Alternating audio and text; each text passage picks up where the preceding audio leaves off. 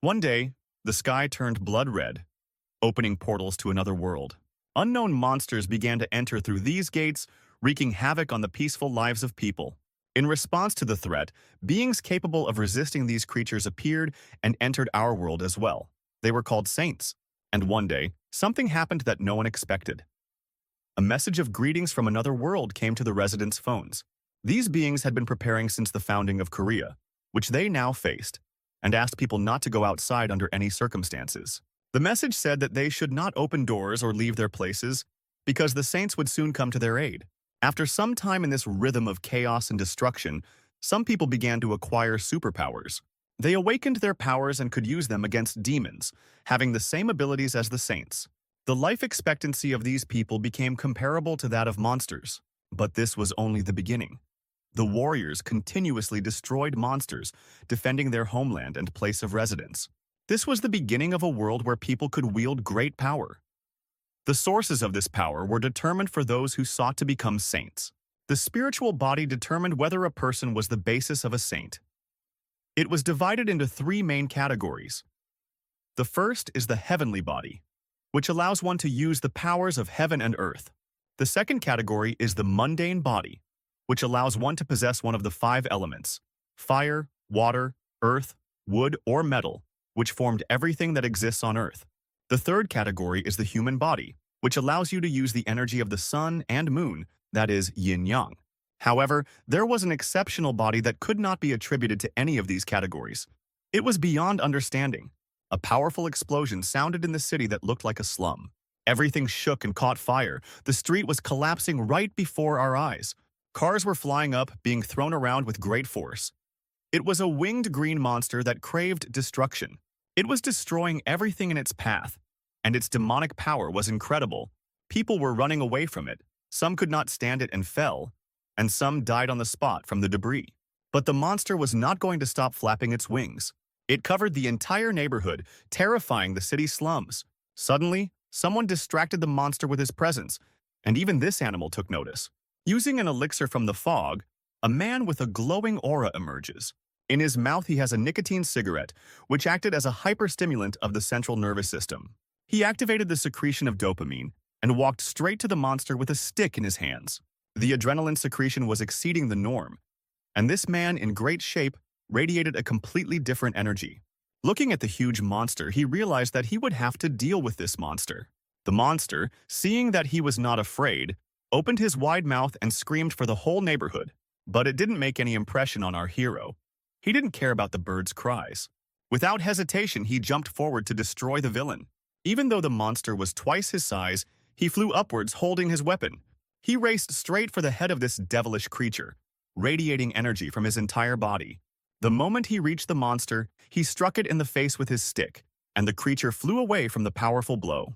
The miserable animal smashes the building next to it with its head from the blow of the young, strong man.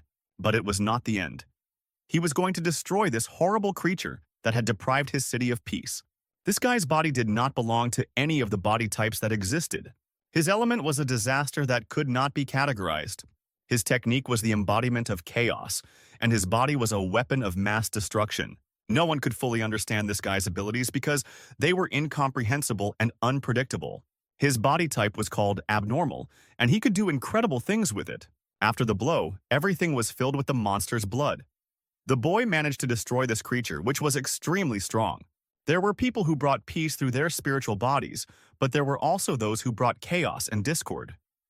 The saints tried to control ordinary people, and then there was a guy with a wrong body that did not fit into any categories. He was mysteriously walking on the roof of one of the buildings. After the battle was over, he finished his cigarette. His abilities allowed him to control chemicals that helped him to reveal the full potential of his powers. Looking at the miserable animal, the young man realized that this creature was a messenger of the gods with higher power. He did not understand why the saints left such dangerous monsters alone. This guy's name was Hanil, and he was a disaster with the power of a wrong body. These creatures were being insolent, and Hanil would do everything to make them pay for their behavior. The guy running on the rooftops was an overgrown monster using his powers. He fought against the saints, knew all the ways to activate his superpowers, and people created legends by looking at him. The city's newspapers and media space were filled with thousands of reports about this incredible guy. and everyone was happy that this damn bird had finally been destroyed. He was able to save many people by his actions, doing what the government could not do. He quickly became a sensation in the information space because he was completely different from other saints. It was a beautiful summer day, and work at the factory was over. The warehouse workers were rushing home to see their families and children. One of the workers opened a bottle of syrup after work. At the time, his colleagues complained of body pain and hard work. The guy took the syrup, replenishing his body with energy. He thanked his colleague for his good work but said he had to go. His colleagues wanted to keep him to have lunch together, but he was in a hurry because of some urgent business. His colleagues wondered where he got so much energy from. Maybe he was taking vitamins, one suggested. But no one knew for sure if he was taking them or if vitamins could have such an effect. Perhaps he has ginseng at home, which is used as a tonic. The young man was walking home after work knowing full well that the vitamins were working very well for him. It was Park Hanel. He was 22 years old, and the vitamins were having an amazing effect on him.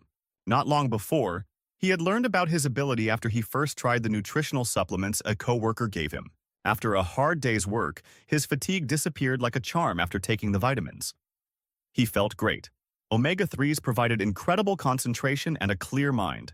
Walking home, he realized that no matter how hard he worked, he felt good. Getting off the bus, he walked to his house. Looking at his phone, he did not expect a girl who was passing by to offer him a cup of coffee. Of course, he paid attention to this strange girl because no one had ever offered him one before. She kindly asked him to meet her, and she spoke as if she had never said this to anyone before. She asked for his phone number, just like in the movies, and the guy was touched by this. However, he didn't fully understand why she was paying attention to him. The girl said that he had a wonderful aura, and if he was free, they could talk about Tao. But after these words, the guy realized what was going on. It was propaganda for a cult that is now banned in Korea. He turned away from the girl and wanted to run away. She ran after him, trying to explain that she was not a bad person. Her name was Han Yuhi, and she represented a certain society. But it looked like nonsense to him, and he started running away so that she wouldn't catch up with him. Having accelerated, he managed to get away from her. He was already tired of these proposals from religious fanatics. It was hard to believe that such people existed at all. These cults, saints, and all because of his father. His father was an ordinary man, but one day he made an important decision, which he explained to his wife. He created a medicine that had nothing to do with saints and had an amazing effect. He quit his job and moved in with his parents. Later, he started taking mixtures of medicines and herbs with different ingredients. After that, he was hospitalized several times because of severe pain. One day he went to the forest, leaving a letter saying that he would return when his energy was restored. This happened 20 years ago, when the boy was just a child. He was 2 years old. It was a very long time ago, and it was hard for him to remember it all. He was worried about his father's sudden departure. In those moments, his father was taking nutritional supplements, just like him, and not strange medications, as some people thought. He went to one of the pharmacies, took the necessary nutritional supplement, and, when he went outside, noticed that the sky was overcast. These clouds didn't look like the usual rain or bad weather, and people started to pay attention to them, taking pictures with their phones. A huge circle began to form over the city, worrying everyone. It seemed to be some kind of portal to another world. The guy didn't see it when he entered the store. It didn't look like a movie set, it looked more like the arrival of a spaceship. Soon after, a powerful shock came from this circle, which alarmed everyone on the spot. It was like an earthquake happening right now, and people started falling off their feet. The ground in the city began to crack, and some claws began to emerge from the soil. Soon, a monstrous creature of an incomprehensible shape began to crawl out of the broken soil. It looked like a cross between a devil and an orc. It was terrifying and carried a weapon. Looking at this creature, it was clear that we had to run away, because it was clearly not friendly. But why should our hero run away right now? At the moment of the attack of fear, he felt his heart start to beat much harder. When he took the elixir, his body began to take on a completely different shape, and his aura began to glow with different colors. He had taken a substance that acted like caffeine and sugar, and his body played with new colors, but the orc continued to attack. At the moment when the monster swung his mace at him, the boy did nothing but feel a surge of energy. The stimulation of the nerve endings and the nervous system intensified, and at the moment when the orc's mace was above his head, he felt that the orc may have slowed down, but incredible energy began to emanate from its eyes. He even thought that he was seeing everything in slow motion. If this is true, what is happening? At this point, he stands still and his coffee falls to the ground. And it's not just falling, it's falling slowly, at a very slow speed. The guy realizes that perhaps he has such a strong force. But where did it come from? Perhaps it was the coffee or some vitamins. Given that the orc has slowed down, perhaps he can escape. Chaos reigns around. The guy sees that these monsters have overrun the city and are killing people on the streets. Having received this energy, he can run away from these animals because now he has a chance. But instead of running away, he decides to kick that damn orc. Having received a strong blow to the stomach, the guy did not even expect to be able to knock the orc down. The mace of this terrible monster fell out of his hands and fell to the ground. One might have thought that the orc was defeated, but it was not so simple. The boy's excitement and strength did not stop growing, and he decided that now he had to attack. The orc did not even expect to meet such resistance on these streets. He just wanted to kill this guy. They rushed at each other with the aim of destroying each other. But who would get there first?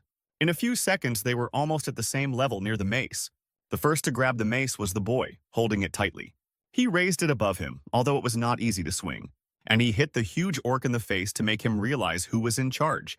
Looking at how the orc fell down and did not move anymore, the boy felt his strength and realized that he was stronger than he expected. But as he looked around, he noticed that things were not so simple. He was being surrounded from different sides. Several orcs, about 4 to 6, began to run from different directions trying to avenge their brother. Holding the mace in his hands, he realizes that he will have to try very hard. With this energy, he realizes that he is about to show the orcs where the crayfish hibernate. Swinging his mace, he first struck an orc flying at him from a height with his huge body. But this fat orc didn't scare him. He knocked him out with a punch to the face so that his teeth flew in different directions. After a few clever blows, the other orcs also began to fall to the ground, and the boy ran forward, chopping off their stupid heads. The street was full of orcs, and even though he cut down one, 10 would take its place. Despite this, he couldn't stop. He had to go all the way.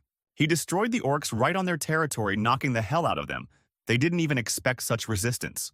When he took a swing at one of the main orcs, he realized that it was the last orc in this quarter. The block was surrounded by orcs, but this last one stood between him and victory. He had to try very hard to knock out the last enemy, get out of the battle and stay alive. He hopes that it's over, and he doesn't fully understand what happened at all. Looking at the chaos in the world, he realizes that the bunch of orcs he defeated does not mean the end, because an orc came out of the neighborhood, much stronger than all the previous ones. It was a huge demon-like orc with a powerful mace, looking directly at the boy, asking a silent question. What the hell is this? Its huge teeth looked like it could chew through a car without paying attention to the boy. The boy thought about fighting him, but given his strength, he doubted whether he was weaker than he looked. The orc didn't wait long and started attacking, which made the boy's face turn pale. A huge mace flew at his head, leaving him no chance to dodge. The great energy that filled him disappeared, and at the last moment he saw a large mace flying straight at his head, and this could only mean one thing: death. Several store employees hid from the chaos.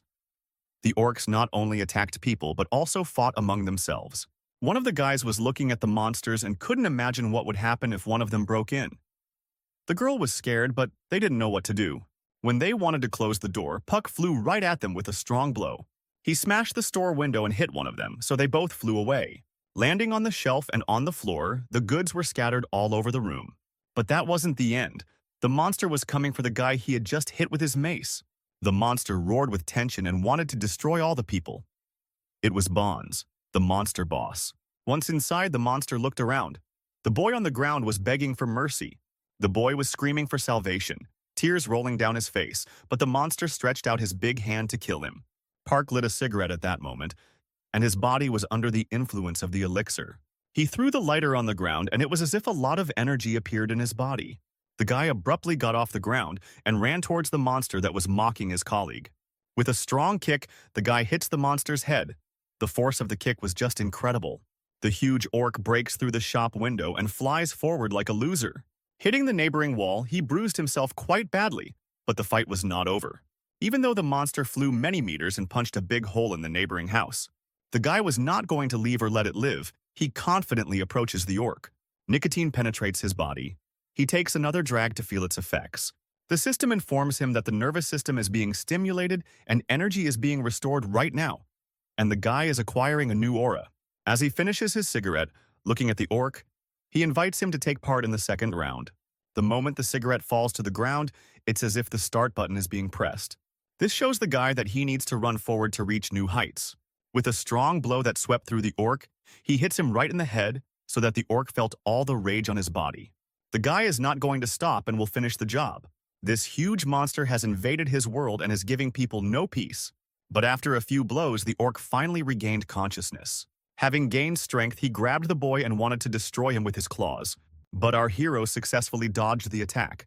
A strong punch on the ground almost broke the asphalt, but did not hit the guy. Our hero looks at the orc and realizes that this creature is filled with a lot of energy and is not going to give up. One more blow to the head of this monster will not hurt him.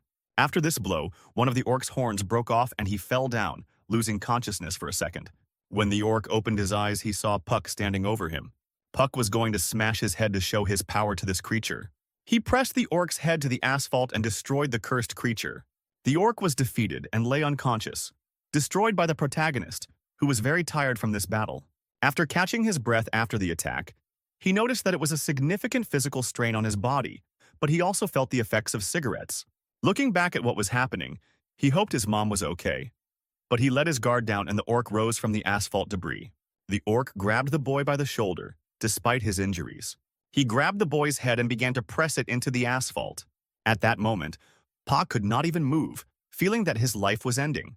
The orc not only pressed him into the asphalt, but also tried to finish off the one who wanted to destroy him with his left hand. The orc's powerful punch hit our hero's head, and it seemed that it would destroy him. But the orc was not expecting it. He looked at what happened in amazement.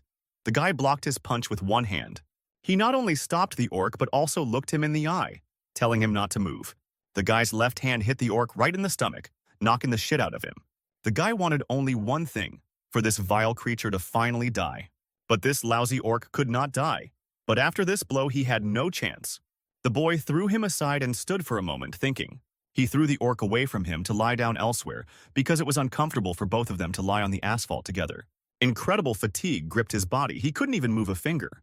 But when everything quieted down, he heard screams from far away. People were screaming for help because many orcs were attacking them. Incredible creatures like mountains had fallen on their place, and something had to be done about it. Rising up from the asphalt, Park realizes that he doesn't have enough energy. He wonders where these cursed creatures came from and why they are attacking civilians in such numbers. These monsters bothered him deeply, especially the fact that their quiet life cycle had come to an end, no matter how much it pained him. No matter how much he wanted to stop it, the orcs still ran and attacked people. They were grabbing people on the roads, strangling them, taking their lives, and when the guy saw it, the moment when one of the men was being attacked by a cruel orc and wanted to kill him, a white silhouette appeared in the sky, flying towards the scene. It was something like a lady who landed smoothly as if she was floating in the air. She slowly spun through the airspace as she stepped onto the tarmac and headed toward the scene. Taking the card in her hands, she filled it with her energy. She threw the card like a bullet, which flew at high speed, leaving a trail of this power behind. The incredible monsters that were crawling out of the ground saw the card flying towards their lair. The card was surrounded by an energy layer and carried great power. It bifurcated, creating an energy circle. It exploded with energy, and it fried the orcs who were within the radius of this technique. The orcs were not just destroyed, they disintegrated into small pieces and disappeared from that place. This applied to all the orcs nearby, who were incredibly destroyed. Our hero just looked at her, not understanding how it happened. This woman killed all the orcs with one blow, and it was just incredible to him. But who is she and what is she doing here? She walked right up to him and looked at him. The boy was impressed, but he did not understand why she came to him at that moment. The girl watched him and was amazed that he was able to defeat one of the monsters on his own without any training. She realized that the guy was no ordinary guy and asked him who he was. But what could an ordinary warehouse worker who had just miraculously managed to escape such an incredible attack say? The girl looked at him, interested in his abilities. She asked for his hand, but Park didn't understand what abilities she was talking about, because he was just fighting for his life. Using her power, the girl made his arm straighten in her direction on its own.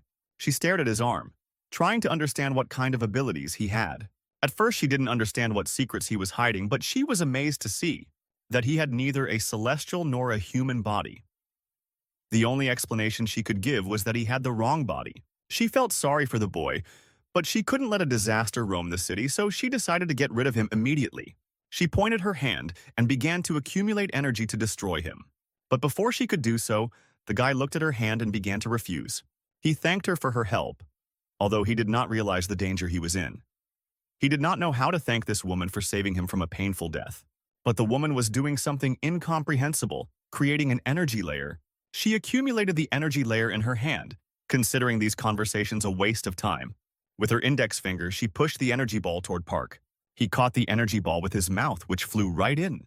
He swallowed it, as if it were something heavy and uncomfortable in his body. He felt bitter and heavy from what she had given him. At that moment, his body began to shake with electricity as if he had been electrocuted. When he asked what it was and why he felt so bad, the girl only replied that it was a medicine to dull his power source.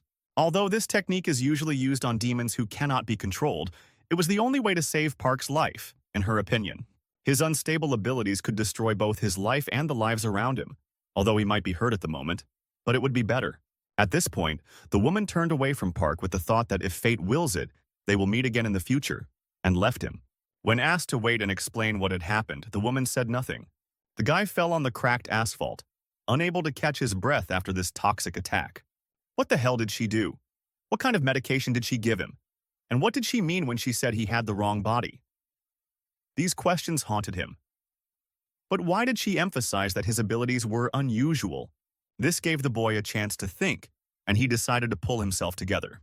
He was laughing at the whole performance and these mysterious phrases, and he stood up on one leg. If it wasn't for his abilities, he would have remained on the ground.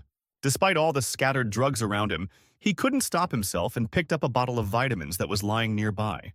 He unscrewed the cap with his teeth and took the medicine. After drinking the liquid, he felt relieved because he had been using this substance to survive. The preparation contained alder and romanium trees, which helped his liver function, and soon his body began to detoxify. After a while, he collected a large number of such drugs. He brought them home and drank one jar after another. Time after time, he opened and drank these drinks. He could not even think that hangover drinks would work so well. However, looking at his body after the brutal fight, he doesn't feel great. But remembering the girl's words about the disaster, he realized that the medicine she gave him had clearly had some effect on him. Looking at his room, surrounded by all this negativity, he realizes that he needs to get out of here and go to his mom to check on her. But as he leaves the room and looks at his phone, he is struck with terror. He received an urgent warning on his cell phone, saying that other monsters were approaching. When he looked closer at the text of the alert, he was shocked. The Department of Disaster Management was telling him to stay home and avoid going outside, and a link to download an app was provided. But what were these 2-star special events he saw on the App Store? It was clear that the app was fairly new, the design was very poor. If it's an emergency alert, it's unlikely to be scammers. Soon, the guy starts scanning his ID in the app. The message "Authentication Complete" appeared, and he was redirected to the main page of the app. Everything around him began to move and take on new colors. He did not understand what kind of world was in front of him. He clutched his heart, not understanding why it was beating so hard. What kind of medicine had he taken? Reaching for one of the energy drinks, he drinks it in one gulp and doesn't even notice that a system window flies in front of him. Unintelligible symbols whirl around in front of him, but he doesn't pay attention to them. Although he started to feel better after drinking the energy drink, it did not mean a complete recovery. Finally, he noticed a window illuminated above him, but he did not understand what it was. This yellow window reported the results of Park Han-il's test. The guy was confused even by the name. What kind of results are these? But his curiosity was much stronger. And what else to do during the apocalypse but read such an interesting manga story? So subscribe to the channel and continue watching this masterpiece. The blue sphere we see on the screen is called the blue nothing, and it looks like a tree. In its core, you can find water containing blue energy. Among all the medicines containing energy, this is one of the best in this world. But what does this have to do with Park Han-il's tests? The young man watched this message in surprise, wanting to know more. Suddenly, he felt a pain in his stomach that did not let him rest. He fell to the floor and began to vomit as the chemical, empty blue energy, entered his body. Empty blue energy was one of the ingredients in the medicine Han-il had taken. The hangover drinks neutralized the poisonous effects of the medicine, but the effect of the blue energy remained. Han-il's body had an interesting reaction. His body was very hot from the toxic effect, and he was holding his chest. All this time he felt lousy, and he waited for the fever to subside. He felt as if he had been poisoned, but it was unclear what had affected him so much. Nevertheless, he needed to get through it somehow, and the guy started moving around the room to find a comfortable place. Soon he laid down, and it was just wonderful. He crossed his arms, sitting like a monk in the lotus position. Hanil remembered this posture he had seen in martial arts movies when people practiced this kind of meditation. After sitting like that for 5 minutes, he noticed that the position was incredibly comfortable. To help his fever go down, he decided to sit like this until he felt better. Looking at the statistics in front of his eyes, he saw that his body was not right, but the system window showed that everything was fine. The results showed that his spiritual body was created for him. The main feature was that the tree nourished his body with energy. The woman he met during the battle with the orcs gave him medicine that was unstable. Realizing the peculiarity of his body, he wondered, what does it mean that the tree nourishes him with energy? Soon, the poison finally wore off, and the boy felt relieved. Probably the changes in the ingredients occurred while he was analyzing this information. What a relief it was for Hanil. He would have died if his body had been wrong. Soon, a second blue window began to materialize to his left. He saw the Korean president addressing the nation. The president wanted to tell the pure truth to his people and immediately address them. He announced that certain measures had been decided to be taken for the safety of everyone. If you go into a detailed description of this world, 10,000 years ago, the world was a much more exciting place than it is now. Creatures called monsters roamed the earth freely and ruled it.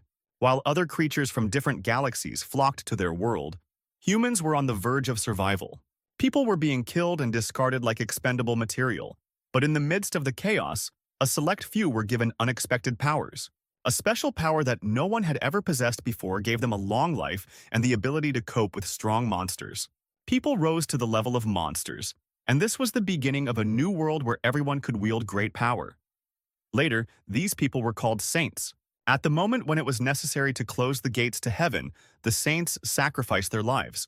They did this so that people could prosper in this world, opening up a brighter future for them through their sacrifices. The saints were considered myths and legends. Their stories passed down from generation to generation. No one knows if this is true, but this is what history has said until now. The president announced that all the saints would patrol in their assigned areas, protecting civilians. These people have been tested for their abilities and have the right to use force if necessary. The president's speech ended, but the boy began to see a lot of interesting information in front of him. Clicking on the information in front of him, he realized that it was about his body skills and abilities. Soon, numerous windows hanging in the air opened in front of him. All of this information made up the skills he had. Looking at the statistics, he saw that his abilities were unique. He had upper, middle, and lower cores that made up his core strength. He could feel warmth in these places because he was sitting in a posture that allowed energy to circulate. After years of training, you can feel warmth in at least one of these 3 places. As soon as all 3 points start to warm up, you can start training with the Earth method. The Earth method refers to breathing techniques. The information made the guy realize that he needed to breathe in this pose. He didn't catch himself thinking that yesterday he didn't believe in religion, but today he was practicing the holy breath technique. Concentrating on the breathing technique, he began this practice. He tried to repeat it over and over again, forcing his lungs to fill and exhale air. When he opened his eyes, he realized that it was easier than he thought. He wanted to see how his body reacted to it. Even if he has a spiritual body, it takes time to feel the warmth in these points. For some people, it can take as long as a month or even years, depending on their talent. With enough training and practice, he will be able to reach this state, even if it doesn't happen right away. At that moment, Hanil took the first step toward becoming a new kind of saint. When he opened his eyes, he could not believe it had happened. He was covered with trees and his room was filled with grasses and tree roots. Branches started coming out of all the cracks.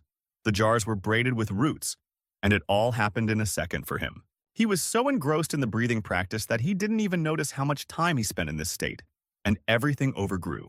After leaving his room and shaking off the roots, he wanted to look at his phone, but the battery was dead. Turning his head 360 degrees, he tried to find a clock nearby.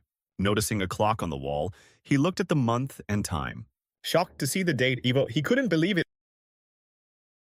that he had been in this state for almost 100 days. He had started meditating about 100 days ago, and he was just now coming out of his meditative state. During this period of time, grass grew in the room. But despite this, something had to be done, and Park took a bath. Fortunately, it at least worked. However, his condition was rather strange. After such a long time in meditation, he did not feel exhausted or hungry. Even his body hadn't lost weight and his muscles hadn't disappeared, despite the long period of inactivity. The phone was connected to the power bank, and of course, in 100 days it should be fully charged. Now he could find out what had happened in the world during this period of time. When he looked outside, he saw a very interesting phenomenon. There was a big seal hanging over the city, like a huge dome-shaped barrier, and periodically there were funnels from which monsters came out. This area was very dangerous, and he stayed here because he could not evacuate. Looking out the window again, he saw the silhouette of a monster. The ground was shaking as this monster roamed around the city. It was huge. The sounds and screams of monsters filled the city, and it was clear that it was very dangerous to be here. The guy continued to look around and could not believe his eyes. What the hell? Looking down, he realized that there was not just one monster surrounding him. A huge number of monsters were down there, thirsting for blood. They were everywhere, both above and below, and they had terrifying shapes. Looking at all this, Park realized that he had to get out of here quickly. But it wasn't that simple. No one was going to evacuate him. Moreover, there was no signal, and the only way to communicate was not working. When he lowered his temperature for breathing techniques, he lived 100 days in the lotus position. Although he had guessed that this was a special breathing technique, he didn't realize it.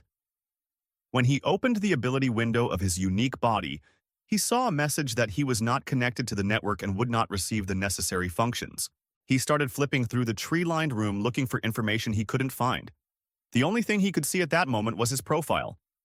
But something changed in his profile, and 2 other copies of the mascot were added. Curiosity got the better of him, and he clicked on this information.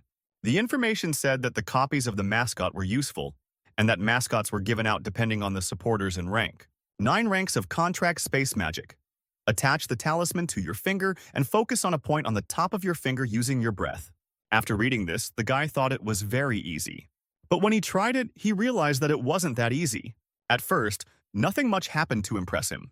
When he got out of bed, he didn't feel much different. But when he tapped his foot on the floor, something did start to circulate. Suddenly, he began to move at the speed of light and hit the wall without realizing it. Falling down from a strong impact, the guy realized that the magic of contract space magic was actually real. Holding his nose, he realized that he still had a lot to learn. An interesting card allowed weight transfer, which gave him a chance to move much heavier objects. The next card provided ease of use in combat, allowing you to react quickly, like a flash. After analyzing this information, the guy decided to test everything on the roof. The only problem was that the monsters could see. Find out more information. To be able to push off and escape from this cursed place. Earlier, he had copied the breathing technique in one of the windows, and curiosity got the better of him. He decided to take a closer look. After reading about the training of the technique, which lasts from 1 to 10 stars, he learned that after the 5th star, he could use the ability of the tree. The more tree energy and experience, the higher the level. However, he would need to spend at least 10 years per star, which looked very ridiculous. He scratched his head, realizing that waiting 10 years before he could use that star would mean breathing for the rest of his life until he died. But he already had a few stars to start with. He began to accumulate energy and could measure his level. To do this, he had to release energy into both hands and stretch out his left arm. The instruction was quite clear. When he stretched out his left arm, he began to feel the energy. The number of rings on his arm corresponded to his level. Park stared at his hand, which began to glow with green energy. But as he was enthusiastically practicing his technique, something disturbed him. An unworthy creature had invaded the apartment and was walking around the floors. But why at this very moment? Monsters had invaded his room, and a large tiger was walking on the same floor as our hero. The monster was incredibly large. Its eyes glowed with cruelty. It was in hunting mode. There was no time to think. He had to find something quickly, and he began to search more actively. But miraculously, it did happen. The guy found what he had been looking for so long. However, the roar of the monster began to come out of the hole in the wall, and it noticed the boy. With great speed, the monster began to run at him, having noticed him with just a glance. The monster grabbed the boy by his left shoulder with its claws and began to strangle him as if he were a toy. The boy could feel blood running down his face because of this bite. It seemed that nothing would help him escape from this evil monster, which had longed for this tidbit in a deserted place. But in China, there was a skill called the absorption method, which took the monster's life force at the moment of contact. The guy felt that when he put his hand on the monster, he had something similar to this skill. Energy began to accumulate in his right hand, and he touched the monster with it, hoping it would help. He activated the planting sprout art. He was able to strike the monster and disconnect its mouth from his shoulder. Throwing the cursed creature aside so that it would no longer gnaw at him, he felt powerful. His body was filled with a green aura, and he felt incredible power. He was enveloped in an energetic state that allowed him to do incredible things, but he did not understand what had happened to him. Although the wound on his shoulder was serious, he survived thanks to a useful skill. But suddenly, the power in his eyes began to fill his body, and he felt like he was in another world. Utilizing the nutrients, he felt a surge of energy and even went down on one knee to withstand the strain. His energy devoured the monster. By forming useful elements, it stabilized muscles, improved blood formation, and increased the production of red blood cells. After absorbing the monster's energy, something incredible began to happen around him. The guy began to glow with a completely different aura, and the power he received from nowhere began to fill the entire room. Looking at his hand, he could not understand what was happening to his body. He felt a huge amount of energy in his body that he had never had before. His nutrients were restored, and he took the life of that monster, which is why they were restored. Feeling the power in his hands, he realized that it would be enough to last him through the use of the winding wind. An interesting fact. He noticed that grass and trees began to grow from the monster's body where it had been lying. To take a closer look, the guy got closer and couldn't believe how these sprouts could appear on the monster's body. They hadn't been there before. He pulled out the sprouts and put them in his suitcase, thinking that they might be useful in the future. He can only use a sprout once per enemy. If he doesn't have time to absorb the monster's energy before destroying them, it's best to avoid encounters with a large number of enemies. Looking at the statistics, he realizes that he needs to hold out until the rescue team arrives. Judging by the fact that he has a trick up his sleeve, he will have to use it. Soon, another hungry creature enters the room, eager to destroy our hero. It attacks Puck and tries to tear him apart, its eyes glowing with incredible energy. Looking stern, it also screams, opening its mouth. The boy catches the bite of this creature with his elbow, which is trying to tear him apart. But the boy's arm, like armor, does not allow him to bite it. Using the art of layering, the boy swings his arm, which is glowing with green light, to strike the villain. His eyes glow with a green aura, and his desire for the bastard to let go of his hand grows. A powerful punch knocks all the stupidity out of this monster. There was no time to relax. He had to run forward. He runs away from the monster and rushes on. He needs to move faster to call an ambulance, using the twisting world and tearing forward. But the whole building is crawling with these creatures, just waiting for someone to get in their way. Looking at this unbelievable, horrific scenario, the guy can't believe that there is no end to them. He begins to beat these monsters one by one, but they attack from different directions like crazy. Although the boy's strength gives him the opportunity to fight, one of the creatures grabs his leg. But Park still fights it off and escapes from all the bites. One monster is replaced by 3 or 4 more, and they are incredibly difficult to fight. He ran up the stairs, thinking that the number of monsters seemed endless. A little more, and he reaches the roof, which he tried so hard to get to. Kicking the door with his foot, he finally makes it to the roof. Everything is covered in dust, and he is coughing from fatigue and dust. But the picture he saw on the roof was simply incredible. There was an incredibly large monster standing in front of him, with its hand resting on the roof. Looking at this ugly creature, the guy did not know what to do with this freak who was looking directly at him with his 3 eyes. Monsters were waiting for him below. Monsters were waiting for him on the street. It could drive him crazy. However, looking at these freaks, the guy realizes that he has all or nothing left. Gathering all his will into a fist, he decides to take on these villains. Activating the twisting world, he rushes forward and the power begins to work. Taking the card in his hand, he materializes it above him, illuminating everyone around him, and the monsters are exposed to the brightness of the light. This light begins to blind the creatures and harm them. A huge stream of light rises high up, visible at a great distance, blinding everything around. Soon, all these monsters ran away from the light and the guy sat down to take a break. After a while, he heard a human voice telling him that he was coming out right now, and he had hope that it was a rescue team. Running forward, the guy shouted that he was here and ready to be rescued, but he saw a man flying in the air. This man had a curious aura and levitated in the air, flying towards him. He wondered why the guy was lounging around by himself in this place, why he didn't have a talisman to fly or jump. He was a fire Taoist. The guy admitted that he had nothing. He had only received 3 talismans at the beginning. The flying Taoist, looking at him, wanted to remind him that this was not the best place to make excuses, and held out his hand for him to take. A monster was approaching the flying Taoist, but when the boy pointed it out, the Taoist didn't even show any emotion. The monster decided to grab the flying Taoist with its powerful claws the moment he turned. But the Taoist was tired of all this, and he was not even confused by such an unexpected blow. He began to fill his hand with energy, which surrounded it with flying balls. These balls circled his hand like armor, accumulating energy. A powerful blow from 1,000 of these balls hit the monster right in the face, causing it to collapse. At that moment, the creature flew to the side and began to fall apart. The Taoist looked at Park and asked him not to keep him waiting, to quickly extend his hand. It was clear that our hero had no choice. He had to act immediately. The Taoist wrapped his arms around the boy like a protective dome, lifting him up. The Taoist wondered how people like him could wander in this zone and why he did not value his life. But he did not have to answer because the Taoist was not interested or did not need to know. Our hero, flying with him, thanked him for saving him from death. Soon they flew through the protective barrier and the guy found himself in a slightly easier environment. Once inside the protective zone, his phone finally started to pick up a signal. Opening his messenger, he saw that a large number of messages remained unread. This was expected as he had spent 100 no bounds because now he was safe and sound. A huge amount of time has passed and a lot has changed in this world. Looking at this beautiful place, the boy wondered how other cities had changed during this time.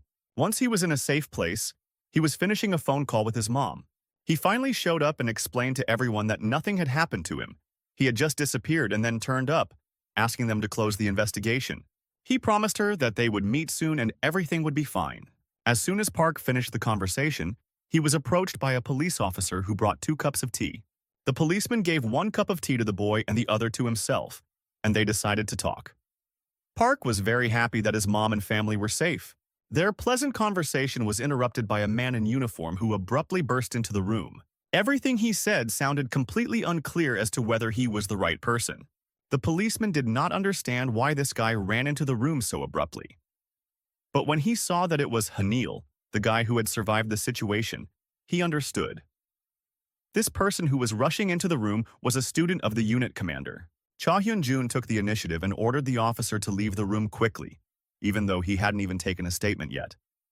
He was shocked by this, but he insisted that the officer leave quickly because if the commander repeated the order, there would be consequences. The first question he wanted to know was whether Park had studied the techniques before opening the divine door. After drinking tea, Park replied that he had never studied anything like that. The commander explained that somehow the boy had managed to wake up his teacher, who had been sleeping for 15 years, and asked if he had been chosen by chance. Park just silently ignored his question, not understanding what he was referring to. But when the commander showed him the system on his tablet, which was displayed in front of him, the guy saw something important. He emphasized that the word ascending was spelled correctly and noted that there are only 9 ranks of saints. Ascending, high, great, mystical, celestial, fallen, eminent, divine, and spiritual. The highest rank is the highest. A large number of the awakened are disciples who cannot be called saints, but who have been called and recognized for their qualities and qualified as ascending under the guidance of a teacher. In their world, age and ethnicity did not matter. A person who passes the apprenticeship training holds the position of an elder. Those who did not pass the apprenticeship were juniors.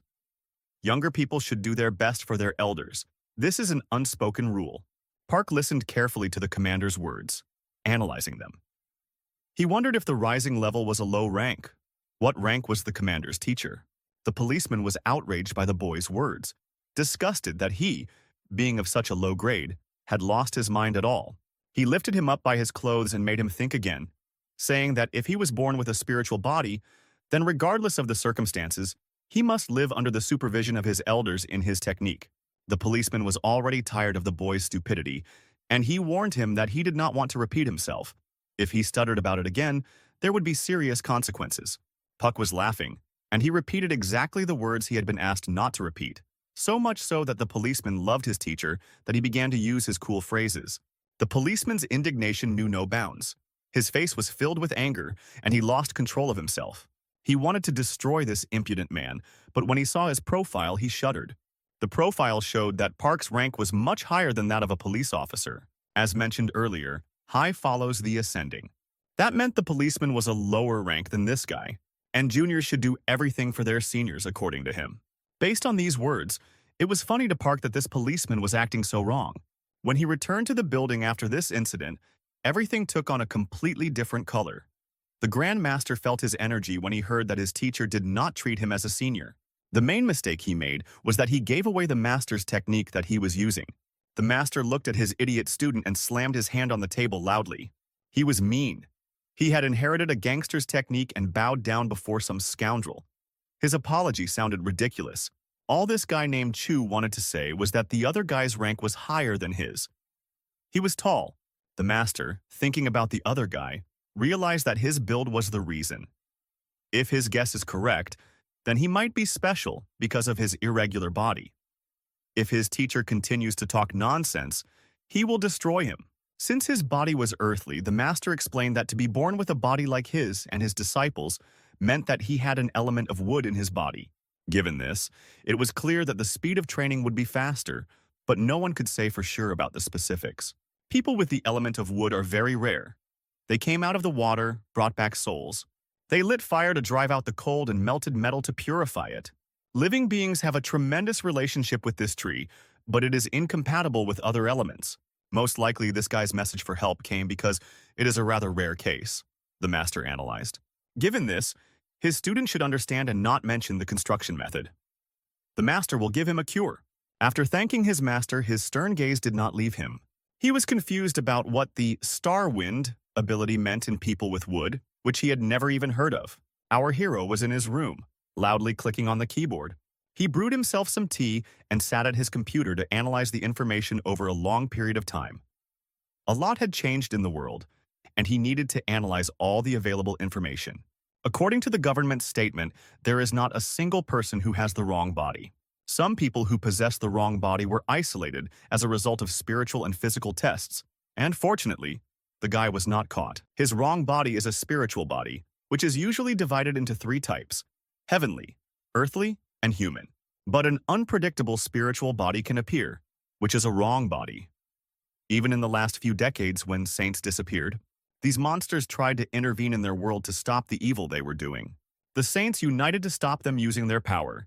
They fought together, and the creatures remained only in legends and fairy tales, often depicting heroes like Chavanwunshu and Hongaloon.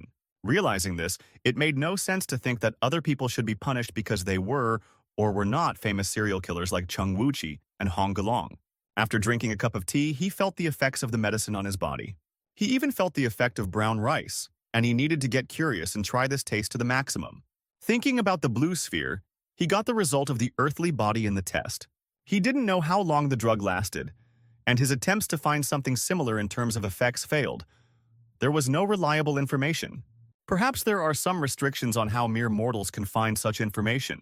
Sitting in his room, he was overwhelmed by various thoughts that made him analyze and think. And one idea came to him, and he began to enter it into a search engine. He entered into the search engine the medicines to be bought, and one of them was a drug containing 3 nutrients: weak nicotine, caffeine, and alcohol. The young hero was interested in this drug, and he wanted to learn more about it. But he began to recall the moment when strange sprouts came out of the monster he had killed. Recalling this, he realized that these were the seeds. He took the seeds out of his bag and placed them in front of him. He realized that he had gotten them from the beast he had fought in that apartment. And perhaps this was a fairly common occurrence. However, the seeds looked rather strange, and there was almost no information about them. There were no pictures of these sprouts, and this made the guy realize that this might be the first such case. Going to one of the forums where there was an anonymous post who saw these seeds, he found the name Purgatory Grass. They looked the same as the seeds in the book, and that's why the person on the forum spread this information. Purgatory herbs grow near the river Styx. Eating raw seeds causes nausea, but absorbing them carries energy. However, the germination conditions take a long time, and it is difficult to get anything. This was interesting information for the young man, who was amazed at the difficulty of germinating them. The fact is that his seeds had germinated, and remembering the moment when he fought the monster, he wondered if he had really made them germinate. Looking at the material he had at hand, he needed to conduct an experiment with these seeds that had not yet germinated. Taking them in his hand, he decided to use the solar wind-breathing technique to make the seeds germinate. It would be very interesting if they germinated from his power. He began to accumulate energy, calming all his inner senses and tuning his energy after he opened his eyes. The guy couldn't believe his eyes. His hand, surrounded by bright light, had done the unimaginable. These seeds began to germinate in an incredible way in a few minutes. A few hours later, the policeman decided to visit the boy's room and, as always, entered in an epic fashion.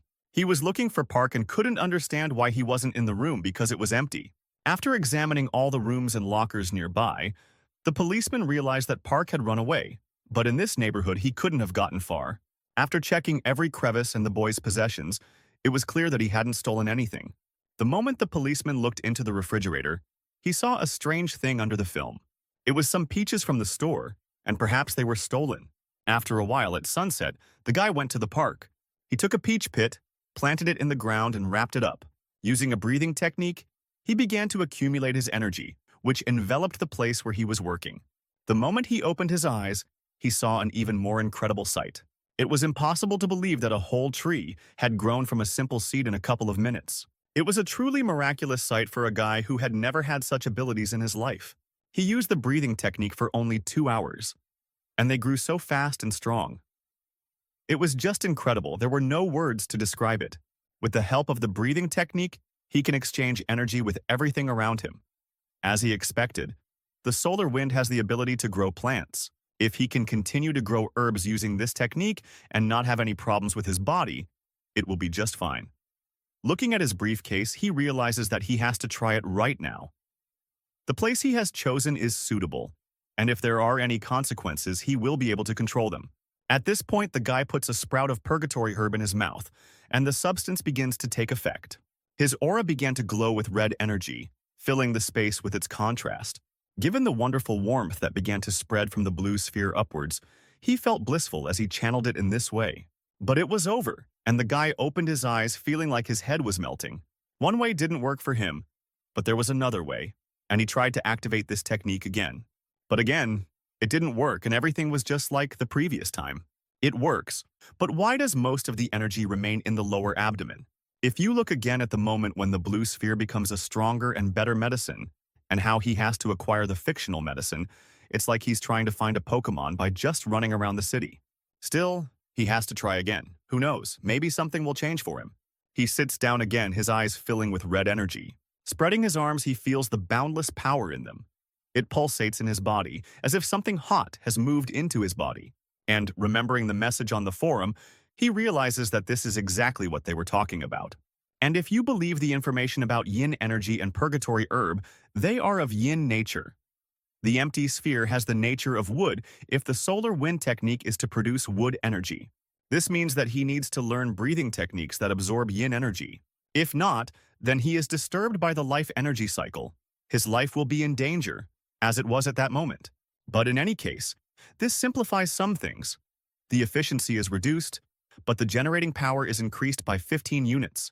Approaching a lawn with a tree that had grown in an incredible way, chi energy was emanating from it.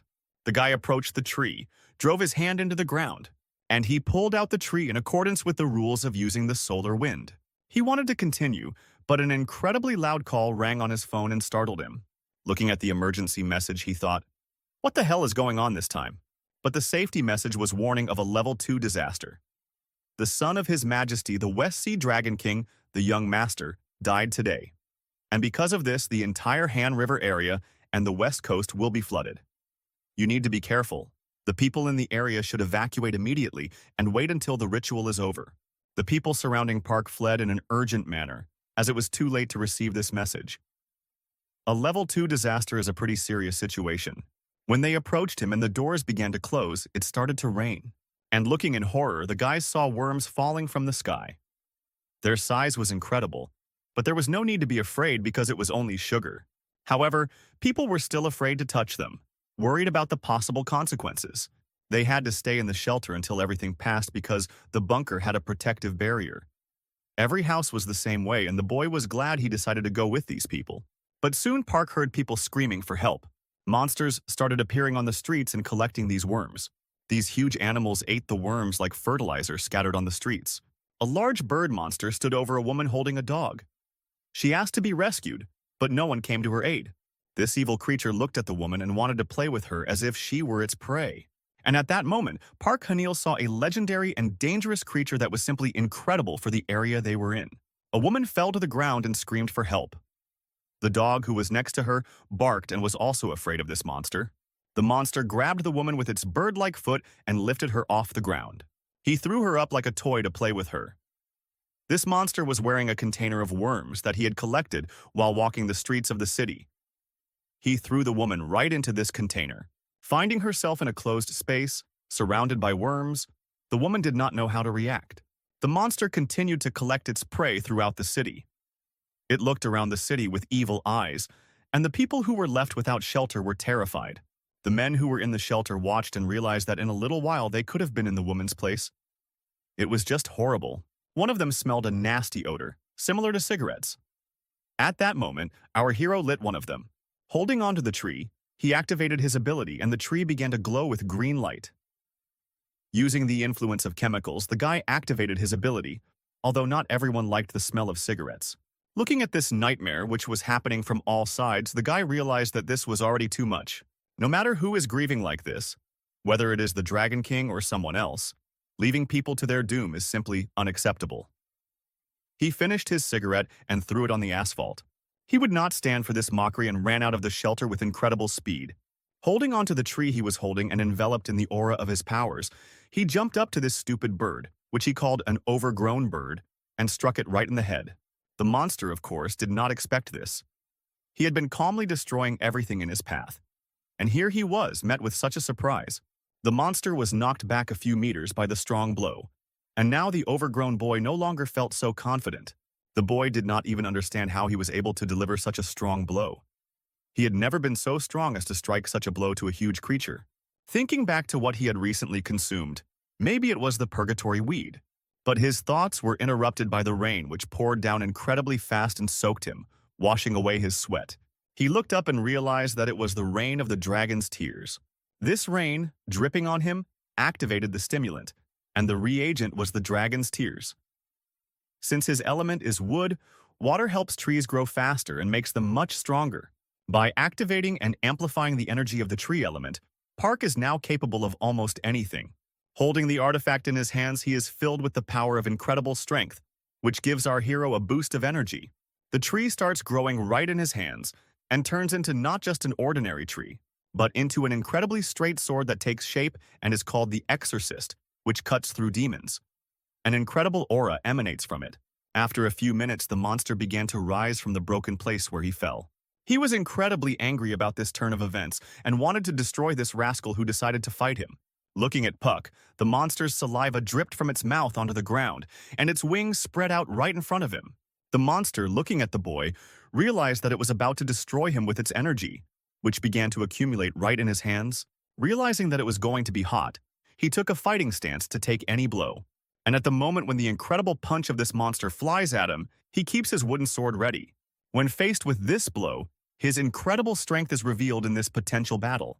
He is thrown back a little by the blow, and he rests his feet on the ground. If he relaxes even a little, the consequences will not be long in coming. The monster threw an incredible punch at Park, and a little more and he would have flown to the protective barrier.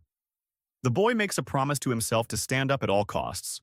Looking at this, the bird-like monster doesn't understand how this pathetic slug can withstand its strong punch. Not only has the guy withstood the blow, but he's about to counterattack. With a stroke of his sword, he closes the path of this ugly creature. The monster flies back, and the sword of our hero glows incredibly. There was not a single scratch on this unique artifact, and it surprised the guy. The sword was of incredible strength, because the blade of an exorcist cutting through a demon is simply an incredible weapon. The monster looked at the boy with a completely different look. Now it did not see him as easy prey, but as a threat to its existence. The monster looked directly at the blade of this sword. If the rumors about the peach tree driving away ghosts are true, is this monster a ghost? After a strong blow, the monster's prey, along with the worms it had been collecting, spilled out, and the woman began to run away. The monster, of course, noticed her, and the moment she tried to run away from him, the monster began to attack her. Park noticed this mess and, taking his sword, an exorcist's blade, decided to do justice. He knocked the woman out of the monster's huge clutches, saving her life, But it was not over yet, as the danger was that the monster had lifted her high up.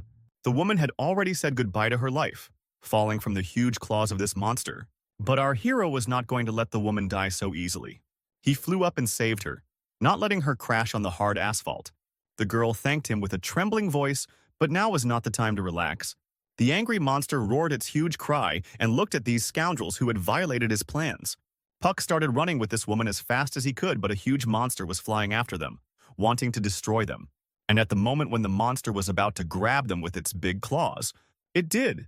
And for a second, they even saw life flicker before them as the claws wrapped around Puck's back.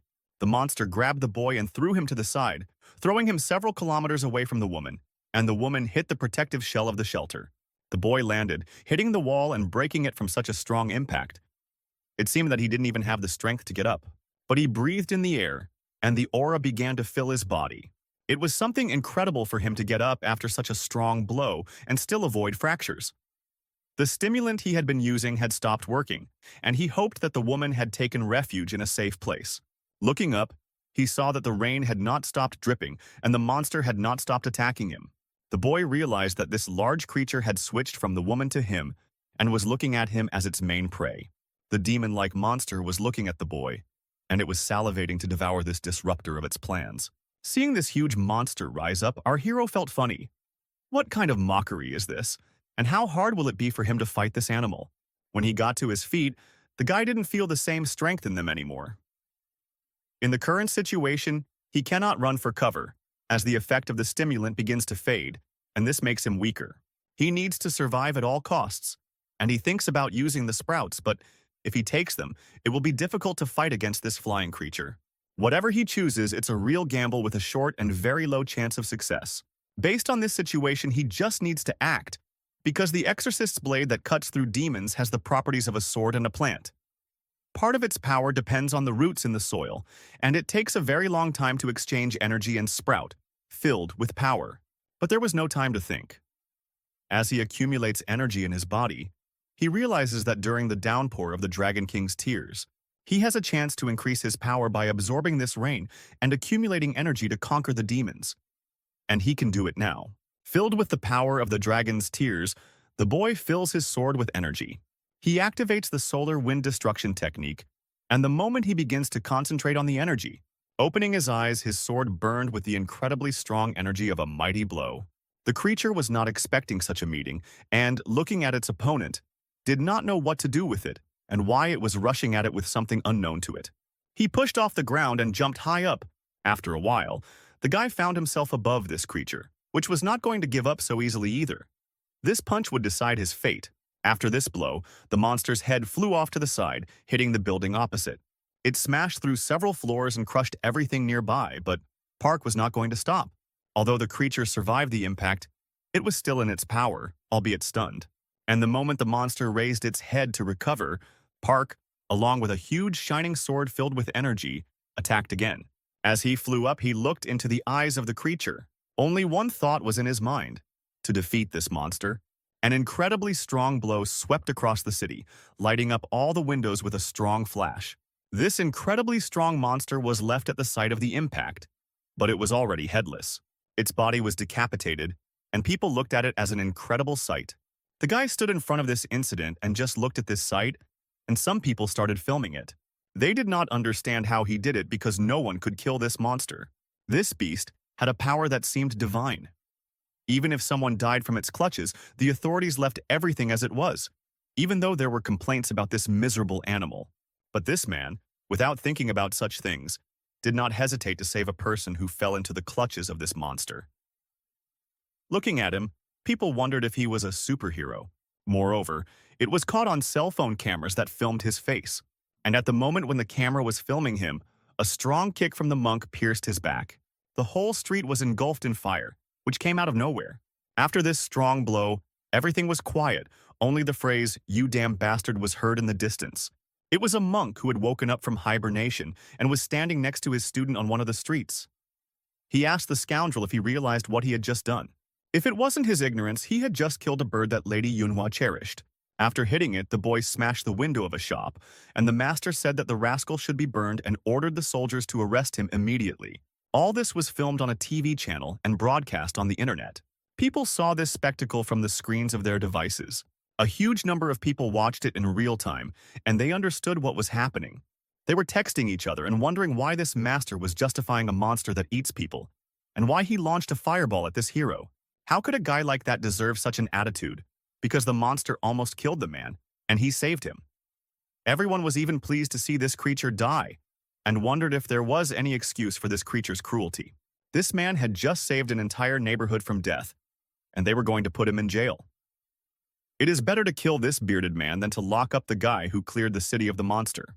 Soon, the information was reported to Lady Yunhua, who reacted with shock to the death of her favorite. She asked if they had taken revenge and burned the impudent boy who had dared to kill her messenger. Her assistant reported that he had been subdued and was in custody, but Ms. Yunhua felt that this was not enough, as it was a humiliation of her dignity. For such a scoundrel, mere imprisonment was not enough. This guy needed severe sanctions. She ordered her assistant to tell all the people that if they didn't want to suffer her wrath, they should destroy and burn him. But it wasn't that simple. Her assistant understood that and wanted to warn her that the recording with this young man had become very popular. Because of this, they hope that Ms. Yonghua will be lenient with him, as there is a high level of discontent among the new leadership. Ms. Yunhua, realizing this, has recognized that this world is very boring and that government members are spineless rats. Since her assistant was saying this to her, she had a way to dispel her anger. They have prepared offerings that will keep her dignity and save her name. Looking at this city from a high floor of a building, Ms. Yunhua is excited that she can't wait for this to happen. After a while, Yunhua realizes that the rain is ending, and it looks like the Dragon King is slowly getting over his grief. And this is just an illusion, as if a higher being is free from his own desires. The Dragon King of the West Sea would not mourn the death of a harmful boy who is not even his legitimate son, and is probably very happy with the rain-making ritual. Ms. Yunhua held the object in her hands and realized that she had finally achieved what she wanted. Her assistant, seeing what Ms. Yunhua was holding, immediately understood. Unfolding the object, Ms. Yunhua pointed to it, saying that it was the treasure. It was a fruit known as the treasure of fantasy, even among divine creatures. A sacred tree that bears fruit once every 1,000 years and takes at least 3,000 years to produce its fruit. Now this fruit was in her hands. The mystical tree that grows only in the garden of the Queen Mother of the West was the peach tree of immortality. No one could remember the immortality peaches after the Monkey King and Dunyan Shu, when the Queen Mother sacrificed herself to close the heavenly gates, and then the orchard disappeared. If Ms. Yunhua can make this fruit sprout, her name will replace the Queen Mother of the West, which will mean the ultimate power she dreamed of in her palace on one of the tallest buildings in this city. We return to our hero, who is walking the streets of the city. After the recent situation, he has become quite a popular person, and everyone pays attention to him when he passes by the usual neighborhoods. When he was in jail, the police reprimanded him because he undermined the reputation of divine creatures. They let him live, but told him not to do such unacceptable things again. Because he is under investigation, he will be watched all the time, and if he ever does something wrong, he will face severe consequences. Park didn't expect to be praised for his actions, but he couldn't imagine that saving a person was equivalent to a sin. He thought he was doing the right thing, using his superpowers and magic to make the world a better place. Despite this, his sword was taken away from him, but his skills still remained with him. When he returned home, he stood and looked at the destroyed territory. As he approached the place where the monster lay, he noticed a shiny object that was associated with the creature. Where the body of the fallen monster was, he reached out to pick it up. But when he saw the object, he found only a piece of shiny wood wrapped in a cloth. As he stood by the object, he noticed that the wood looked alive and strangely woven to the paw of this clumsy bird. When he took the piece of wood in his hands, it began to accumulate energy and fill with meaning, as if ready to sprout. But at that moment, the monk interrupted him, calling him reckless, not realizing what he had actually done. Although Park had managed to pluck one sprout from the tree, this did not mean that the consequences of his actions would pass without harm. He used the solar wind to transport the sprout to his hands. Clutching the sprout in his fist, he decided to try to grow it himself, hiding it from everyone. Soon a whole year passed, and the world changed beyond recognition. Amid growing discontent over the worsening odor, the government decided to purify the water. After all, the smell of this water did not allow people to live and enjoy life normally. One man, Bari, felt that something smelled bad. However, the problem was not the purity of the water, but the monsters. A huge snake-headed fish was giving no one peace of mind, and everyone wanted to destroy it. A few months after the heavenly energy wreaked havoc, a monster hid in the Han River. It was a huge snake with glowing eyes that gave no one peace of mind. The 1,000-year-old megalomaniac terrorized the entire city and did not give rest when he crossed the world of monsters and settled in the river of the human world. He became so powerful that he was able to equate himself with God and proclaimed himself the ruler of the Han River. He declared that no one would be able to use the water from the reservoir until a human life was offered to him. People were shocked by such statements by the monsters when they read the news. Sitting in the office, a young man could not accept the fact that the snake-headed fish was so dangerous. He was Yang Guju, a disciple of one of the 8 sacred deities on the Korean peninsula, the Heavenly King. A woman came into the office and asked me to refrain from making comments that did not relate to their meeting. She went to the projector and asked everyone to take the correct position. It was Shinsu Min, a junior disciple of one of the 8 sacred deities on the Korean peninsula, and she was the guardian of Mount Paektu. Yang said that the meeting was complete nonsense, which, of course, did not sit well with the woman. She asked him to explain his position, but he didn't think it was a problem. Jan asked a question that stopped the woman. Does she really think she can solve this problem? First, it is the will of the elders who act as if nothing has happened until mere mortals get bogged down in deep problems and start protesting. The girl did not like Jan's words and she got angry. Unable to stand the tension, she said that his master had taught him poorly because he had no manners. Since 10,000 citizens had contracted an infectious disease and suffered food poisoning, they had to find a solution as soon as possible. That's what the master told her. And as a disciple of the Heavenly King, he dared to insult her master right in this hall. Hearing these words, I looked at the girl and wondered if she could defeat the Lord of the Han River. The provocative question put her in an awkward position. I gave the example that only yesterday, 4 immortals of mystic rank who went to the Han River to fight the snake-headed fish had failed. None of the people in this room have attained such a high rank. So, does she want everyone to consciously agree to commit suicide? Does this woman, who motivates everyone to move forward, really want to do that? The difficulty of fighting the snake-headed fish was that it used both earth and water techniques at the same time, which few could do, just like the Han River Lord.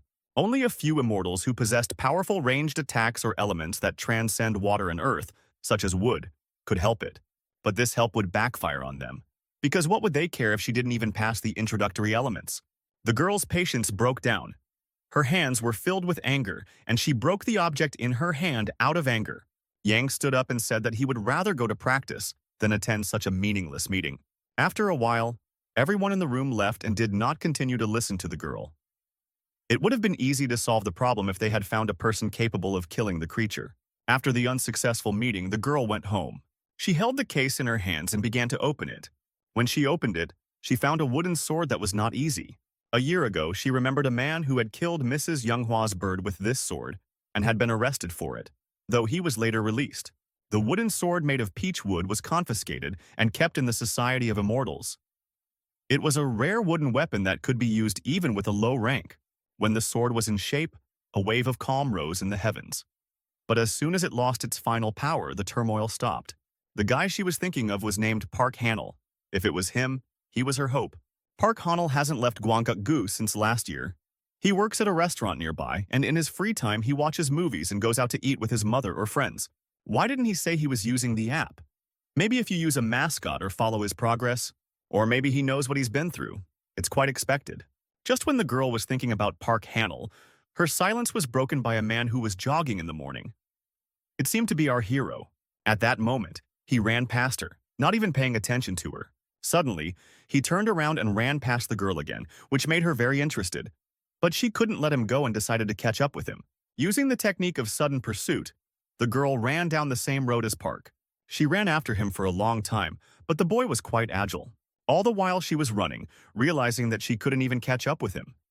The guy was too fast, and even her technique didn't help. She used all her strength, even her talisman, but could not close the distance between them. Soon, as she continued to chase the boy, she felt a force envelop her from all sides. There was not even a trace of Park Hanel in the place where she had arrived. Where could he have gone? In a moment, he was in front of her eyes, but then she lost him. As soon as he disappeared from her sight, he came out of hiding, startled the girl, and asked her if she was connected to the Society of Immortals. He realized all along that she was following him, and wondered what she really wanted from him. He didn't plan to run away right away. Observing the boy's gestures and facial expressions, the woman realized that he was so strong that he didn't even use any techniques to escape from her. He didn't even need the help of a talisman. Who was he anyway? In a rude manner, the woman threw the phone into his hand, forcing him to take it. Park looked at the phone carefully and did not understand what she was trying to say. The phone had a user download and was downloading some information all the while. The woman did not answer him and just watched his reaction. When the guy read all the information, he was amazed. What should he do to be left alone? The moment he uploaded his user profile, the information impressed the girl. His basic characteristics were impressive. His divine foundation was earth and wood, and his immortal rank was high. But why was his immortality level lower than hers? Puck looked at her, not fully understanding what she wanted. After this dialogue, it became clear to Puck that this woman wanted to use his tree element to kill the Han River Lord. But he was worried that he might end up in the same situation as he had been in a few years earlier. Do the immortals really want this monster dead? The girl's expression showed that she did not fully understand this. If Park did not understand something correctly, then let it be explained to him. But it seemed to him that no one needed to. The woman replied that their mentors were not doing anything right now because they wanted to see how their students dealt with the problem on their own. Park just shrugged his shoulders when he heard this answer, because it was ridiculous to hear that thousands of people were suffering just because their mentors were waiting for their students to grow up. What would happen if he helped her in this situation? Will the restrictions be lifted and will there be any compensation for his actions? And one more important question. Puck immediately realized that the sword behind the girl was his, and whether he could get it back. But how did he know that the sword was behind her back? It was simple. He uses his breath to interact with the plants around him. This is the feature of And this answers the girl's question why he is so fast in this forest. An earth-based immortal is influenced by the terrain that corresponds to this element. The girl gave the sword to our hero, but before he took on the task, he wondered if he could remove the restrictions from it. She replied that this sword was authorized for use in the cleansing. This task attracted everyone's attention, and there were no people who condemned Park's actions because he was only helping and saving them. Initially, the restrictions were imposed by his superiors to punish Park for killing Ms. Yunhua's bird. That incident was almost forgotten, and it was easy to resolve if a disciple of one of the immortals made enough effort to persuade the person. Taking the sword in his hands, our hero was glad to see it, feeling the strength and power of this sword, ready to kill the ruler of the Han River. We move to the bank, where the toxic smell evaporates from the river and fills the space around it. The team came to accompany our hero, but some members did not understand why they were here and whether they needed to change their clothes. It was not clear why they were here, but it was obvious that this was not a tour. The woman asked everyone to calm down, explaining that they had come to get rid of the Lord of the Han River. Looking at Pak Hanel, she did not understand what he was going to do because he was just standing there. He was looking at this landscape, spoiled by the toxins of this monster, and thinking about his next steps.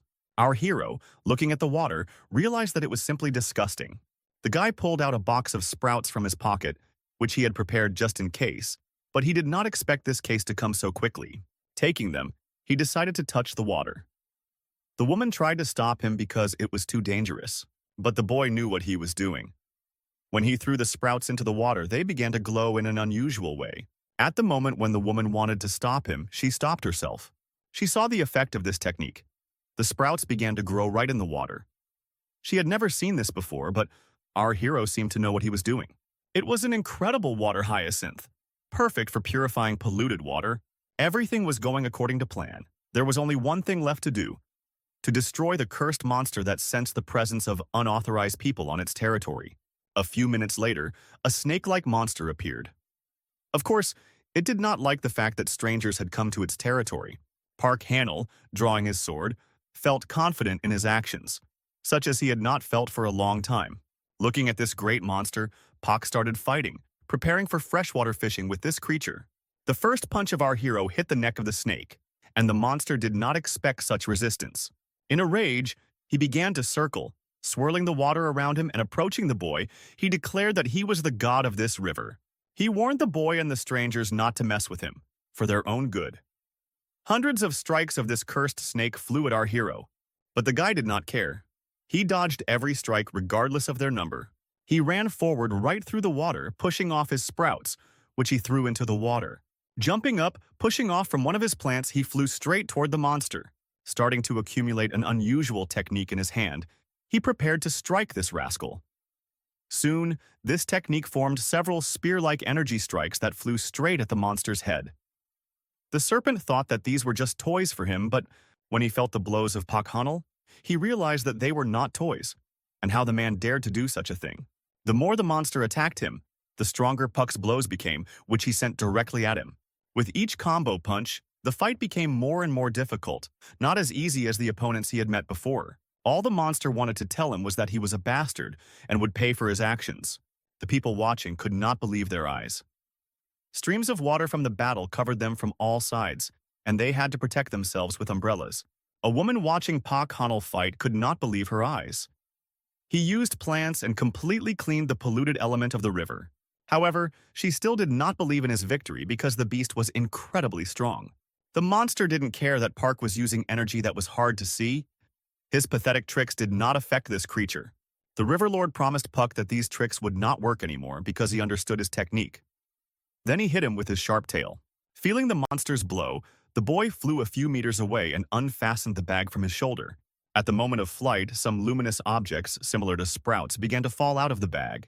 When they fell into the water, they began to feed on the energy of the river and germinate in it. Instead of red spots, beautiful water flowers began to appear from the water, purifying the water and preventing the creature from breathing. Having fallen on one of these flowers, the boy held onto its petals to keep from falling into the water. He leaned on the sprouted flowers and used them as a platform to keep himself afloat. He had one last element left that he could use against this horrible creature. He accumulated energy in his body to channel and use his technique against this monster. The arrow-sharp punch of this talisman flew straight into the neck of the monster, and it could not stop it. Realizing this, the monster did not know what to do, as this sprout had entered its body with the help of lightning. It was clear that he was going to destroy it, but the monster decided that if they died, they would die together. Hearing this, Park smiled and said that he had put his whole soul into this sprout. Couldn't the monster feel it? But the monster was not in the mood for jokes. He realized that if he continued to fight, he would simply die. Promising the boy that they would see each other again, the monster fled from the battlefield. The boy breathed a sigh of relief, realizing that he had managed to win the battle. That lightning dart was created for a reason, and it made it clear that he wasn't going to let that monster go just like that. There was energy in his hand that he wanted to direct at the fleeing creature. This dart not only showed the location of the monster, but was also a conduit for its energy. When the boy hit the water with his orange energy, it spread throughout the river. The electric charge reached the dart that was in the monster's body. The monster did not expect this. Its face was twisted with surprise and anger. Who is this impudent boy who is capable of such a thing? Everything around the lake was filled with a yellow, glowing magnetic punch, from which an unlimited amount of energy was emanating. A few minutes later, the sky shone with a completely different color. The water was purified, the air became cleaner, and the sun began to break through the clouds, which the residents of this neighborhood had not seen for a long time. Only a slight smell of fried fish wafted through the air, indicating that the monster had been defeated. Looking at the sunshine, our hero realized that it was much better. This confirmed that Pakhanal had defeated the Lord of the Han River. Our hero got to the body of this snake monster, having his peach sword with him to achieve the desired result. So he performed an act that could give him a new lease on life. His victory over this monster will certainly draw a lot of attention to him, and he is not sure that everything will end very well now. If the immortals ignored the Lord of the Han River to test and grow their disciples, then this task should be within their power, not ordinary people. After opening the monster's body, he dug around to find an artifact that was very valuable to him. He thought the artifact would be smaller than he expected, perhaps because it was not a real dragon. It was the inner core of an aquatic creature, an effort crystal created with the hope of becoming a dragon. In mythology, it is known as a magic stone that grants wishes and gives its owner whatever he or she wants. Realizing this, Puck decides to keep it as a reward. But soon a strong elder appears over him and calls him an insolent boy. High-ranking people levitating in the air stood above him and asked him what he was doing. With a single movement of the elder's hand, a chain appears above the boy and wraps around him. The chain binds his hands and pulls him in different directions so that this daredevil cannot escape. The question was, Does he realize what he has done? It was one of the 8 sacred deities on the Korean peninsula, the Heavenly Wolf King. Looking at the Heavenly Wolf King, the girl did not recognize him, but she realized that things were bad. She remembered what Jan had said at the conference when he had said, "Just act as if nothing has happened until the ungrateful mortals are in deep trouble and start protesting. Because it's all the will of the elders." The fact that they appeared right after the Riverlord was defeated only meant that they were picking the right time to kill the monster. Because of Pak Hanul, this was not possible. She decided to save the man she had talked into it and ran to her companion. She turned to him, not knowing how they had appeared so quickly, but said she wanted to talk to the elder about safety and privacy. Because she was a student of Tibet's, she was immediately recognized and given the floor. The elder asked her if she realized the seriousness of the situation. The man she brought had only been practicing for a year and had no master. Even if the element of wood is rare, is a person without proper training capable of mastering the Han River? Doesn't she have any doubts about him? If she ever opened her mouth and brought her master great humiliation, it would make the girl realize that she was deeply mistaken. The Wolf King looked at the boy as a humiliating and dangerous criminal, but Park Hanul just smiled, making it clear that he didn't care. The king wondered if he had lost his fear, but why should the boy be afraid of anyone? The boy asked him a controlling question. What had he done wrong, and what had upset the Lord at all? If they hadn't doubted our hero, he would have had an unclear basis. Volodar was not the first to think about this, and fortunately the app had already confirmed everything. Only 3 minutes had passed since the guy killed the fish, and everyone suddenly appeared here. It seemed to him that it was planned, and they were already prepared for this situation. He assumed that these people had been watching the fish closely to show up at the moment the boy killed it. Did they really think that killing this monster would bring them the respect of the public? The boy destroyed the pedestal on which they wanted to stand and glorify their disciple. The boy had revealed all the plans of this society, and the Wolf Lord was painfully offended by his words and point of view. For him, it was reason enough to get rid of this impudent boy. The best option was to kill the boy. A powerful blow was directed at the bound boy, who stood against the background of the woman who brought him. Volodar explained that the boy had brought this trouble on himself. His advisors understood that with such strength he could easily destroy him, and that would be very bad for their society. But when the dust settled after the blow, the master saw that things were not so simple. The boy only coughed after this powerful blow and nothing happened to him at all. He expected this because the last time he had been struck directly in the stomach. When he drew his swords and pointed them at the bishop, he was not going to surrender or be afraid of their unworthy influence. The advisors who stood behind Vladika could not believe their eyes. This impudent boy had just dispelled such a tremendous force. The moment the boy pointed his sword at Vladika, it was clear. This was the beginning of a potential war between them. And it would have huge consequences because the Wolf Lord was not going to tolerate such bullying. He asked the boy to say his last words in his defense because the next blow would be his death. But holding his peach sword, the boy only smiled at his words, showing no emotion but laughter. He was not going to die, because this lord could not kill him. This made the lord even angrier. Calling the boy a bastard, he promised to wipe him off the face of the earth. And sending a powerful punch at Pak Hanul, the lord wanted him dead. But, holding his peach sword, the boy was ready to withstand the blow. He did not even get upset by such a powerful energy blow in his direction. The explosion swept across the earth, destroying everything in its path, releasing dark energy. When the air became clear again, everyone realized that the boy had not died and was fine. The master looked at him as if he were an incredible monster.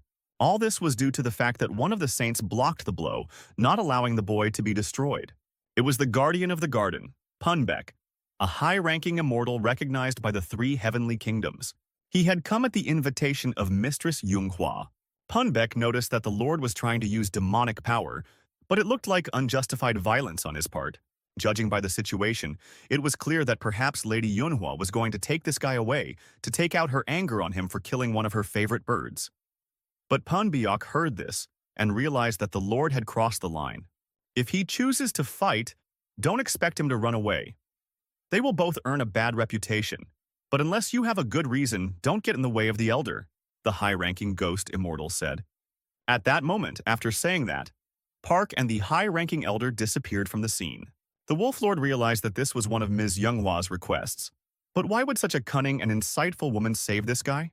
Incredibly quickly, they moved to Miss Youngva's residence.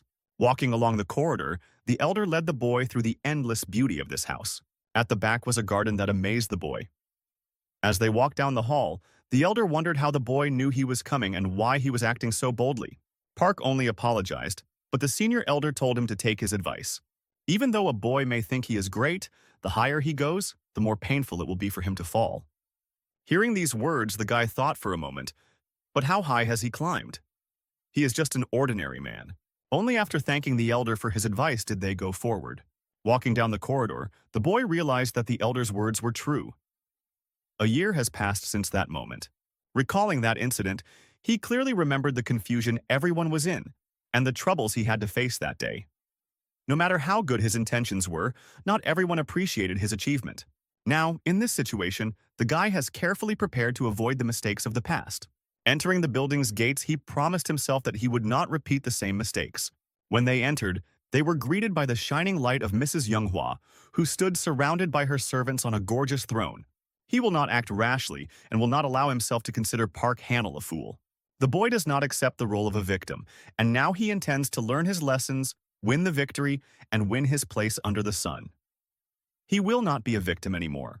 Word spread very quickly around the city, and there were many discussions on the forums about it. Everyone was interested in why Lady Yunhua was part of the Heavenly Trinity. Some believed that she was distributing half of the divine medicines, but this seemed like a fraud to people, as some had bought precious medicinal herbs without any effect. Mistress Yunghua had an unusual garden where selected divine-level medicinal herbs were grown. This garden could have been just a rumor, but Park devised a plan to get hard evidence, a plan that would help him get the garden owner's attention. And now he's standing in front of Ms. Younghua, his finest hour. Greeting Park Hanel, Mistress Yunhua did not recognize him, even though she had heard a lot about him but had never seen him. One of the servants brought him something on a plate and asked him if he knew what it was. On the tablet were seeds of the grass of purgatory, which rarely germinate. To her, it was a value found by mortals struggling with the black market. She did not check the seller who was reselling on the black market and ordered him to be severely punished. It looked like a mystery to her, and she asked the guy if he had any idea who he was. The boy abruptly fell to his knees and begged his mistress for forgiveness, regretting it. He felt terribly sorry that he had no choice, because after the incident he had nothing to live on. Ms. Yunhua asked him to hold his head up and not to fall so low. She said that since he had paid for his sins, she would show him mercy, because his act was not serious. However, the price for killing her bird was much higher. She turned to Park again and asked him again, why doesn't he work in her personal garden? This offer looked quite tempting. The garden has crops of various kinds, and it is capable of growing refined herbs. In addition, with the help of this common aquatic plant, he managed to clean the Han River from snakehead fish. If he can have a positive impact on her garden, it will be a great achievement. Hearing this, the boy appreciated Mrs. Younghua's opinion of him. However, all his talent is limited to just one technique, called solar wind. He explained that ordinary plants bear fruit in a day or two, but the grass of purgatory would not sprout beyond the sprouts no matter how hard he tried. She was trying to mislead him. Looking at this, Ms. Yunhua could not believe that he was claiming that he lacked skill, but that was the message he was trying to convey to her. Looking at him, she realizes that the guy is much more intelligent than he seemed, and she can't believe that he is already bargaining with her. The guy did not respond to her words, as he did not fully understand what she meant. The woman raised her hand and agreed to his hints. She decided to share some divine-level herbs with him, provide him with the best tools, and give him a partner to help him get used to it. Because now he was working for her, and his strength should be appropriate. The boy silently looked up at Ms. Younghua and still felt grateful. He was infinitely grateful for her kindness. But this was only the initial plan of our hero. He still had a plan. After Ms. Younghua finished her dialogue with our hero, she asked the girl standing around the corner to come out to her. A girl wearing a sweatshirt came out of the Garden of Eden and walked toward her. It was a girl with a pleasant appearance named Suri Jejenbi. Ms. Yunhua asked her what she thought about the situation, and she replied that the guy in this room looks suspicious. He seems too compliant, as if he's playing with her. She also noted that he was the one who killed her favorite bird, which held an important place in the empire. Even if he defeated the Lord of the Han River, people of his level and strength are not so compliant. He has little experience, but his achievements suggest that he is either a genius or a morally unstable psychopath. This was the girl's opinion of the guy she had just met. Of course, Ms. Yunhua did not fully understand the term morally unstable psychopath. Perhaps they knew what he was up to, but invited him anyway. This is probably why she asked Suri Zhejiangbi to keep an eye on him. Ms. Yonghua was very worried, so she initially gave him the management of the Sixth Estate. Even if he has bad intentions, he will probably not be able to go beyond her territory. If he turns out to be useless, Ms. Yunhua will turn him into fertilizer, which is what she plans to do first, Zhejiangbu suggests. They decided to work together, using the fruit from the Peach Island, even though they have not been able to get a sprout to grow among those who do not sympathize with her. Looking at the boy, she hopes that he will be much more useful than just fertilizer. Walking through the streets of Korea, the boy walked without fear, because all restrictions had been lifted. He realized that there were immortals hiding there, and her strength was over 300 while Lady Yonghua's was at 400. Within a year, his solar wind level had reached 10 stars, allowing him to see a person's direct strength indicators. He didn't think that number and level meant the same thing. For example, the Heavenly Wolf King had a score of 600, while Master Beck was at the top level with a score of 400. Pulling his phone out of his pocket, he realized that all was not lost. Opening his profile, he saw that the system had congratulated him after updating the app, reassessed his core strength, and something new had appeared. The light step ability and 2 ability cards. The guy purposely showed Shin Samoon the correct level. But if his immortal rank is mystical, then his score would be around 45. For the past year, he has been hiding all the techniques of the solar wind, practicing them only in theory. He realizes that he needs to work in the environment to gain experience. He comes to his place of training. At this place, there was a beautiful paradise tree, with which the guy was an integral part. He brought something special for this tree to make it grow and shine with its wonderful aura. The boy dug a small hole near the tree and put the gift he had received from the ruler of the Han River there. Thanks to this gift, he hopes that the tree will not forget about him and will share its power. He expects the tree to give him some kind of superpower that will increase his strength many times over. Completely immersed in meditation, he sat in front of the tree. A stick was lying next to him. He could feel every part of his body. His thoughts were empty. He focused only on meditation and how to go deeper into it. This could be understood by the fact that his mouth was salivating. Inhale, exhale, he said to himself. However, this saliva was caused not only by his complete immersion in meditation, but also by the enchanting smell of peaches growing nearby. The strength of his attack improved while he just sat in front of this tree and breathed. This kind of training continued throughout the past year. It had been only a week since the flowers of this tree had blossomed and bore fruit. The peaches were small but already ripe. He wondered if he should try at least one. They beckoned him and he decided to try at least one. Behind him, he heard a voice advising him to take his time. He looked back and saw a cute bear in a blue shirt. It was unexpected to see a brown bear here. Park immediately asked if he could find out who the bear was. The bear replied that the elder had named him Gavanak. After that, Puck realized that he was the god of Mount Gwangyangsan and said so out loud. After the heavenly gates opened, the deities stopped hiding. The master of Mount Gwangtaeksan was not so lucky. Hundreds of years ago, when the capital was moved to Hanyang, earthly ministers believed that the fire energy of Mount Wang Oksana would have a negative impact on the area. An earthly minister is a person who determines good and bad burial sites according to Feng Shui theory. By adding water energy, using the mythical unicorn lion statue, and unpacking the South Pond, they gradually weakened the energy of Mount Gwangtaeksan. I wonder if this is why the bear is so small, or is there another reason? He then explained that he had been training here for a year and wanted to meet Park. But they had only met now because he did not want to interfere with the affairs of a person who was devoted to training. Puck mentally thanked the bear for his explanation and suggested that he might want a peach. He apologized to Guang, asked him to wait, and said he had something to say. Park asked him if he had said that you can't pick the fruit. The energy of the tree is concentrated on this fruit, and if you eat it now, the protection will stop working, the bear explained. The bear also warned that sooner or later, although it was inevitable, people would find out about the existence of this tree. He told Puck that there was a person waiting for him under the slopes, and a purple cloud appeared overhead. Everything around him began to change color, and the man looked up. When he saw the abundance of yin energy, he was not happy. Together with the bear, they realized that if they were attacking the barrier so hard, they were determined to catch someone. Probably their goal is the peach tree of immortality. The boy suggested that maybe it was the peach that the Monkey King ate on his journey to the west, but the bear asked him to forget about it. The important thing is that he is now being chased. With so much training, the guy should have merged with this tree. Ordinary people are not able to unlock the healing properties of immortality peaches by eating the fruit. But the bear was different and told Puck so, asking him to give him the peach. He wanted to restore his spiritual energy and protect Puck and the tree from his enemies. The boy took the peach and, with sadness in his eyes, told the bear that he was very sorry. The bear's response was loud. When he saw Puck throwing the peach into his mouth, he shouted at him, "Idiot!" Watching the bear, it was very interesting to understand what was wrong with this madman. However, it was the fruit of the peach tree of immortality created by the Monkey King and Dongfang. After he swallowed the fruit, he wondered what would happen. The reagent of the peach immortality tree immediately took effect, and he felt energy in his stomach. Guanak was also very curious and asked the boy if he felt any changes in his body. It was a little embarrassing for the boy, but he said that the fruit was very juicy and fresh. The bear did not find the words to answer. Only a few words escaped. "You fucking madman," he shouted to the whole neighborhood.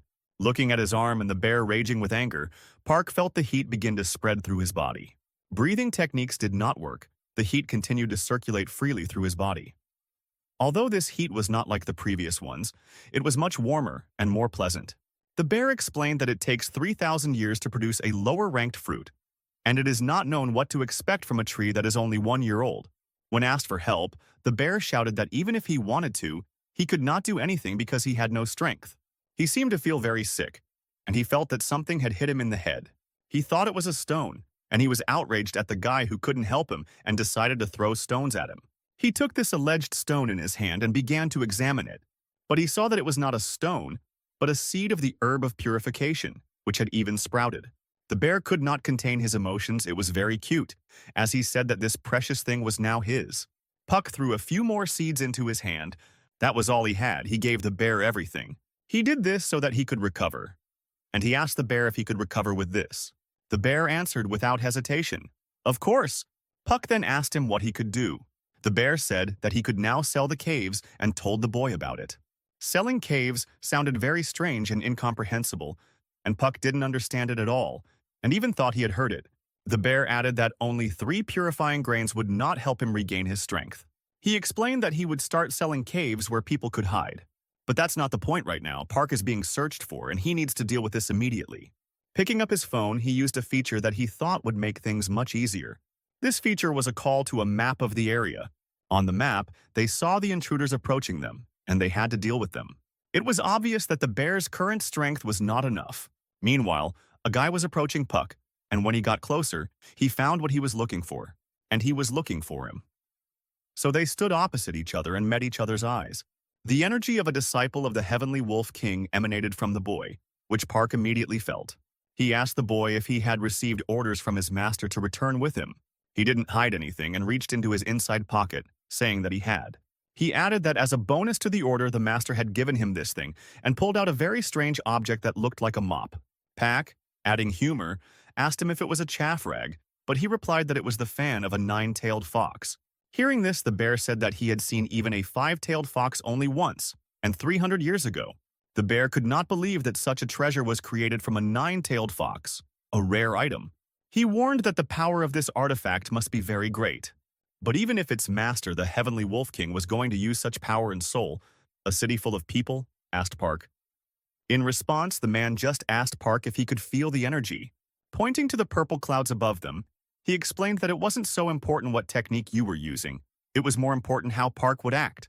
The bear shouted to Park from behind the trees that he meant to use the items that contain the power of the 4 divine beasts. If this artifact generates such a large amount of power, it will be very dangerous. The boy did not understand what it was and why the bear was interrupting him. Park answered him, "I don't know." But the boy was not in the mood for jokes and was getting angrier. He reminded Puck that he was his prey. He said that he would take Puck's life in exchange for his own. It was easy to see that in an instant his strength had increased to an unprecedented level. The weapon in his hand looked fantastic. In this case, Park had to do something, and he reached for his weapon. When Shin Suman decided to test his strength, he purposely distributed it all over the mountain and lowered his skills. At that moment, everything around him began to glow with green energy. This was the first star, a wind gust that Park concentrated and used. He returned the distributed energy. Meanwhile, his opponent waved his mop, summoning foxes that looked very serious and immediately rushed at Puck. Park used the wind gust to spin around with a wooden sword in his hands. As he attacked, the sword swept past the noses of the foxes. In an instant, he sliced them all up, leaving them no chance to get to Puck. Guanak could not believe his eyes as this man completely merged with the environment. How can a commoner do such tricks? Afterwards, Park asked the man if he had said that no matter what happened, the barrier was impenetrable. He reminded him that if you attack, you must be ready to counterattack. This made the guy even angrier, and he did not hold back his emotions. "How dare you treat me like that?" he shouted. At the same time, he felt the veins on his neck, which continued to spread to his face. In a moment, they spread throughout his body. This energy overwhelmed him, and he could not understand what was happening to him. The only thing left to do was to watch what happened to him. And that's exactly what Park did. A moment later, the enemy's body was lying on the ground, and Park ran down the slope to him. He was still shaking on the ground, but it was clear that he had completely failed. He recklessly decided to use this weapon to gain an advantage over Puck, but his soul was absorbed by the backside of the sacred objects created from 100 evil demonic energies. If this weapon had been in the right hands, there would have been no survivors. Each sacred object is a force capable of moving mountains and turning back rivers. Is the sacred object really that strong? Looking at it, Park examined every detail. There was a loud sound that caught his attention, and he turned his head to the left. However, apart from the explosion and the glow around him, he didn't notice anything else. The man who had controlled the explosion appeared, and he was here because of Jan. He immediately ran to him and shouted his name. It was a simple mistake on the boy's part. It's hard to believe that a disciple of the Heavenly Wolf King has become such a moron. Of course, now this despicable person would not escape the wrath of the Heavenly Wolf King. Even if he was a commander of the Immortal Society or a Red Flame Art Master, he was a child compared to the 8 sacred mountains. Puck immediately told the man that it was only self-defense. A moment later, he walked out of the fire. Without thinking twice, Park challenged the man, saying that he would also defend himself. The man replied that a year ago he should have reduced Park to ashes. If it came down to it, the man was sure that he would burn Park until he was on the verge of death, and then take his half-dead body to the Heavenly King. This was a very interesting challenge for Park, and one that interested him. You could tell by his confident look. The explosions began to sound at once, and Puck dodged them very skillfully. He was holding his enemy's weapon. However, he did not immediately use it, but instead put his wooden sword under each fireball that flew at him. It was very difficult to turn, but he managed to deflect each ball. The magic of this sword was enough to deter such attacks. However, he did not expect one of the attacks, and it hit him, throwing him aside. It was obvious that he was in an unenviable position. His opponent was very strong. There were problems with compatibility. Why fire of all techniques? Guanak reappeared from behind the branches and began to shout to the boy that to use the 9-tailed fox's fan, you just need to pour all your energy into it and take control of it, regardless of your element. When the enemy set the bear on fire, it didn't take long for Mishka's ass to start burning. Puck thought about what the bear had said. However, he was afraid that he would not repeat Ian's mistake, as the power was very great. Well, whoever doesn't take risks doesn't drink champagne, he thought. Taking the staff, he waved it, and foxes appeared, only this time they were green. The enemy considered Pa a bastard and could not understand how he dared to use the fan of a 9-tailed fox. It was hard for him to hold back this attack, which could easily be seen on his face. The foxes came closer and closer, doing their job. Suddenly, Puck's breathing stopped, and he saw a trace of an attack in front of him. This attack simply tore through the ground in front of him, demonstrating the power of the sacred object. When the enemy disappeared from sight, he wondered where Guanak was and went forward, not paying attention to the enemy. This was a mistake, because a beam of fire hit him right in the back and pierced his body through. A drop of blood flew out of his mouth and he screamed in pain. After that, he sat down on his knees and grabbed the place where the wound was. The feeling that one of his organs was damaged was obvious, and he could feel it. The enemy appeared behind him and asked him how he was not ashamed. It wasn't enough to make the Heavenly Wolf King's disciple weak-minded, but you also used the fan of a 9-tailed fox. He was indignant. It was hard to believe that Pa had survived. I wonder if all immortals are like that, he thought as he formed many fireballs and sent them toward the boy. Many of them flew by, but most of them hit his body. The impact threw him far back, slamming his back against a tree. This time, it was not saliva that flew out of his mouth, but blood from a strong blow to his back. The enemy was not going to let Park use these little tricks anymore, as he thought they were. His plan was to take Puck to the Wolf King. At that moment, Puck was sitting under a tree, holding his wound with his hand, and couldn't believe that this was how he was going to die. Damn, it's true. If it weren't for this wound, everything would be so much easier, he thought. And suddenly something very strange happened. The pain in his body seemed to disappear. The reagent from the fruit of the peach tree of immortality had worked. Had it really happened? In a moment, the analysis of the substance was completed. Let's listen to a very interesting story that happened many years ago. The Monkey King wanted to become invulnerable and was given impenetrable skin. No sacred object of the heavenly armies could harm him. He lasted 49 days in the eightfold journey of heaven. Despite the pressure of the Buddha's 5 fingers, his skin served him as a faithful shield for 500 years. Dongfang Shou had an immortal body and gained power over cells. Even the most terrible techniques created by the messengers of death could not defeat him. In the end, even the Dungeon King gave up. That's how Park Han-yul got what he wanted, namely a special apparatus responsible for various metabolic processes, including the neutralization of poisons, the liver. Han-yul's new liver filled his body with cool water. The enemy was stunned when he noticed that this energy was water. The enemy could not understand how the boy had such capabilities when he saw him stand up, but this only inflamed him even more. The fact that the guy had an incomprehensible base made him stunned. Park said he didn't understand how it happened, but the coolness, unlike the heat, was invigorating. Then he took the fan in his hand again and waved it, summoning a 9-tailed fox. The foxes, hungry for meat, flew toward the enemy, opening their wide mouths. The enemy could do nothing but wonder how this was possible, and all he saw in front of him at the last moment was emptiness. After a while, Guanak's paw touched the boy's face, and he asked him to open his eyes. Park finally regained consciousness, opening his eyes a little. When he got up and sat down, the bear couldn't understand how he had filled the whole area with water and asked him about it. Park did not understand many things himself, but the word water only raised his interest. What water? Raising his head, he saw the body of the enemy floating in the lake that had formed at this place, and it had not been there before. The roots of the trees had been washed away and were lying on the ground, just like the trees themselves. The whole ground was covered with traces of a strong current. He looked up and saw the devastation he had created. This attack gave the enemy no chance of survival and left him swimming like a lone fish with his back to the surface. But, unlike a dead fish lying belly up to the surface, he swam with his back to the water. After dragging this bastard a few more meters, they started looking at his body because Park had heard that there was a flag used as a remote control for the barrier, and they were looking for it. And then they suddenly found something interesting. It was a pouch. I wonder what's inside this bag. The bear immediately said that it was a bag of treasure. He had heard that, in simple terms, it was a magic bag for storing small and large objects. We can assume that Yan must also have the same bag. The bear emphasized that there was no need to stay here, as reinforcements might already be on the way. This made the boy think, but he did not take his eyes off the body of the bastard. Taking him on his shoulder, he walked forward, and after a few dozen steps, he threw him to the ground.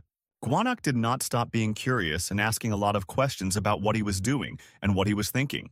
He kept reminding Puck that if they stayed here, the enemies would find the peach tree of immortality.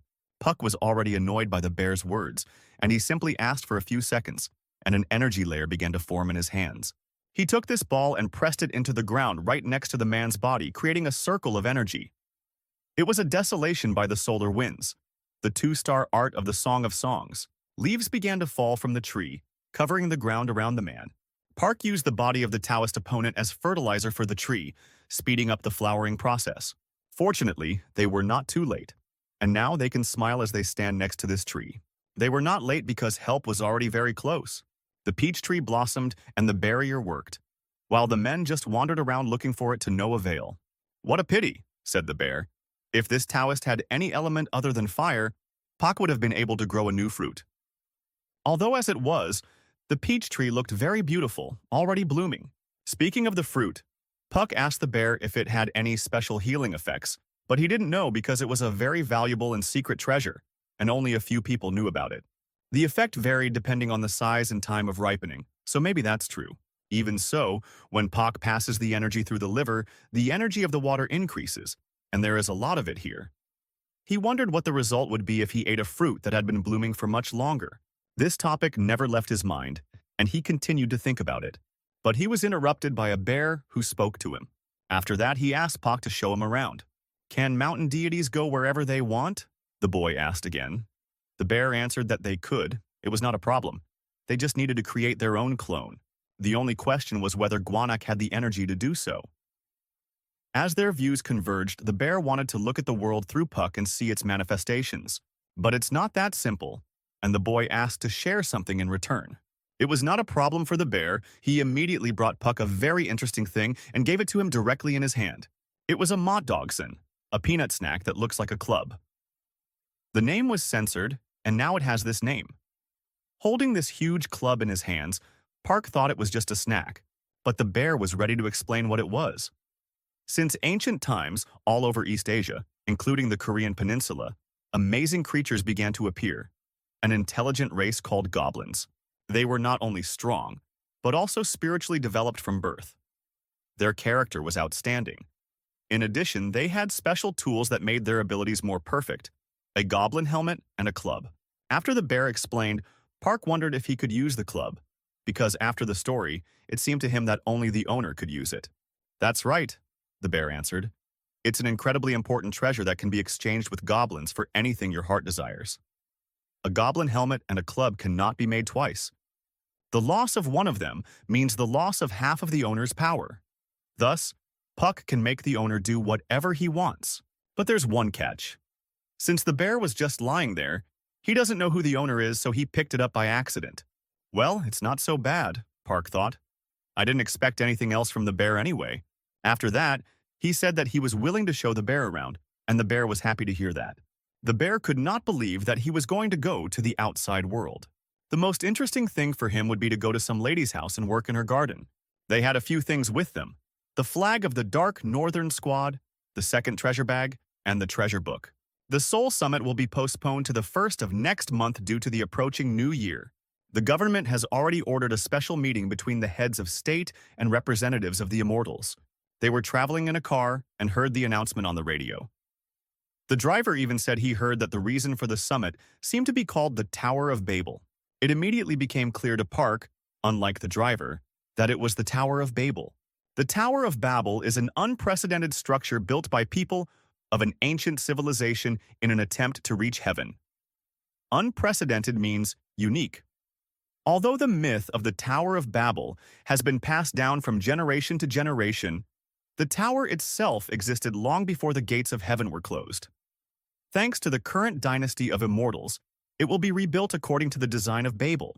The news continued to talk about whether the languages would lead to a single image if the Tower of Babel was rebuilt according to the design of Babylon. This is an advantage in itself, but the consequences will be significant. First of all, there are a large number of businesses tied to translation. These words that Park heard next made him think that this was a completely different story, as he thought it would never affect him. And then suddenly he heard a tire whistle, which scared him very much. The car braked sharply because of a girl standing right in the middle of the road. What happened? Did a monster appear or something? Park immediately asked the driver, not realizing what had happened. He held his breath and looked closely through the windshield, trying to see what was there. Behind the glass was a girl who told him it was time to get out of the car. After getting out of the car and taking a few steps, he introduced himself. She also introduced herself in return and explained that she had been asked to help him. He was pleased to meet her and told her so. She replied that she didn't care if he was on the verge of death or if he was useful, but if he dragged her into some dubious story, it would be very bad. He didn't have to think long, and he understood immediately, promising to be as careful as possible. The bear had already transformed and was in the form of a case for his phone. More precisely, it had become a popsicle, copying the environment, and he was sure that the times were not going to be good.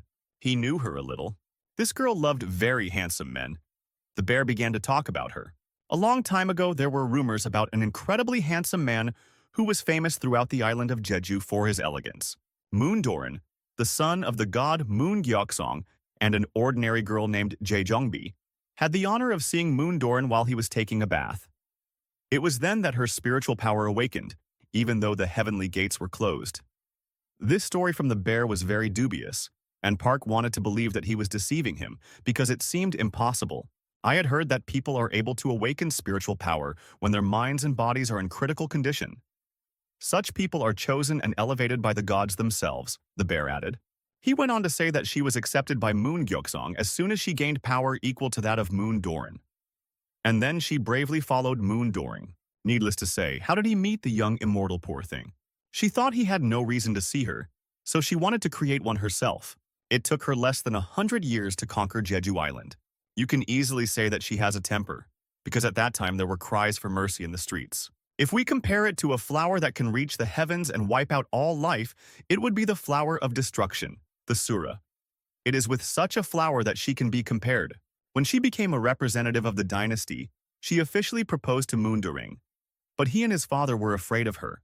They decided to get rid of her when she was preparing for the wedding, thinking about a happy future. Father and son enlisted the support of Jeju Island. On the day of the wedding, when she was applying Yoji and Goji in glitter, some people came to visit her. It was at that moment that they wanted to kill her. The ninjas who appeared and flew at her were all that was heard. Die. It was not her beloved Doran, but an armed assassin. She was angry. And after that, they all had a bad time. They flew in different directions. Despite the damage she had suffered with the help of the Flower of Perdition's abilities, she still didn't let her enemies escape. Since then, this battle has been called the Great Battle that almost destroyed Jeju Island. But in the end, everything was a little different. The one who was defeated was Jai Jungbi herself, who was also a loving person. She was approached from many places to acquire similar abilities. She was sent handsome, reliable men, unmarried, because rumor had it that she was only interested in such men. If not for the intervention of Princess Baradegi, who knew her, she might have been expelled from the Korean peninsula. After this story, the bear asked Park if he was now satisfied that she had no reason to hate him. It was unclear why, but the bear hinted at his appearance that he did not look good. This angered the boy, and he asked the bear if he wanted to go home. This whole conversation with Guanak distracted the boy, and he was a little further away from reality for a while. The girl could not stand it any longer and asked him what he was doing there. After a while, they arrived where they were going and stood in front of a giant gate. He needed to get in as soon as possible. In a moment, they were inside, and she was explaining that there are 6 gardens inside the lady's castle. Each of the gardens has a number, from 1 to 6. When they got to where they were going, she pulled the gate and explained to him that he could only stay in the 6th garden. Questions arose in his mind. Was this garden lower than the others? He realized that it was unlikely that she would allow him to go straight to the valuable medicinal plants. Opening the gate, they went inside, and it dawned on him. He saw 2 suns in front of him. He couldn't believe it, and the garden was completely empty, as if there were not a single living plant there. Why is it so empty? You would think that no one had looked after it for a long time, he thought. This was important because now he would be the owner of a 6th garden and could sow the fields and protect them from the locals. He then asked her about the gardeners and the former owner of the place.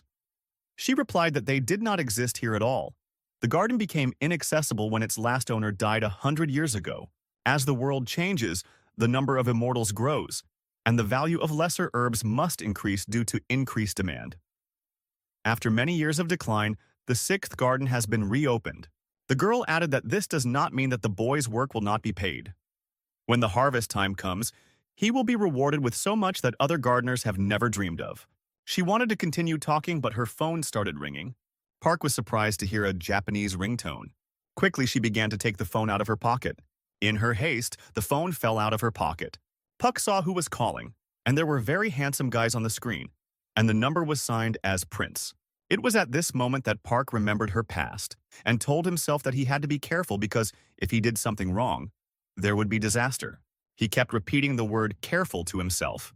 Then he told her that he respected her very much. Mishka sat above the master, waiting patiently for him to wake up. The owner finally opened his eyes, not realizing that he had just been sleeping. He had a big question mark in his mind. Why had he been sleeping for so long? Had 2 whole hours really passed? He began to explain that he had hit the bullseye, and even Mishka was surprised, because he had never seen a person do this without any outside techniques. He only hoped he hadn't been beaten.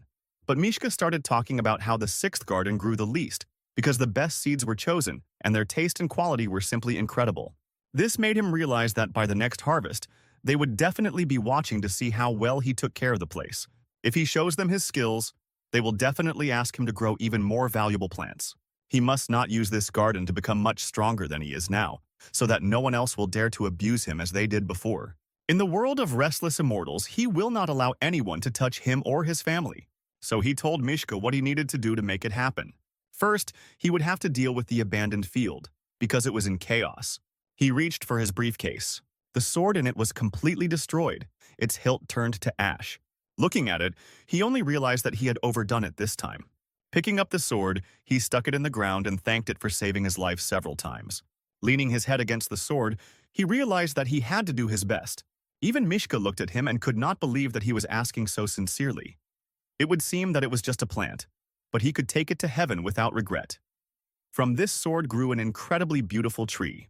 The tree spread its roots further, wrapping itself around the sticks that were driven into the ground.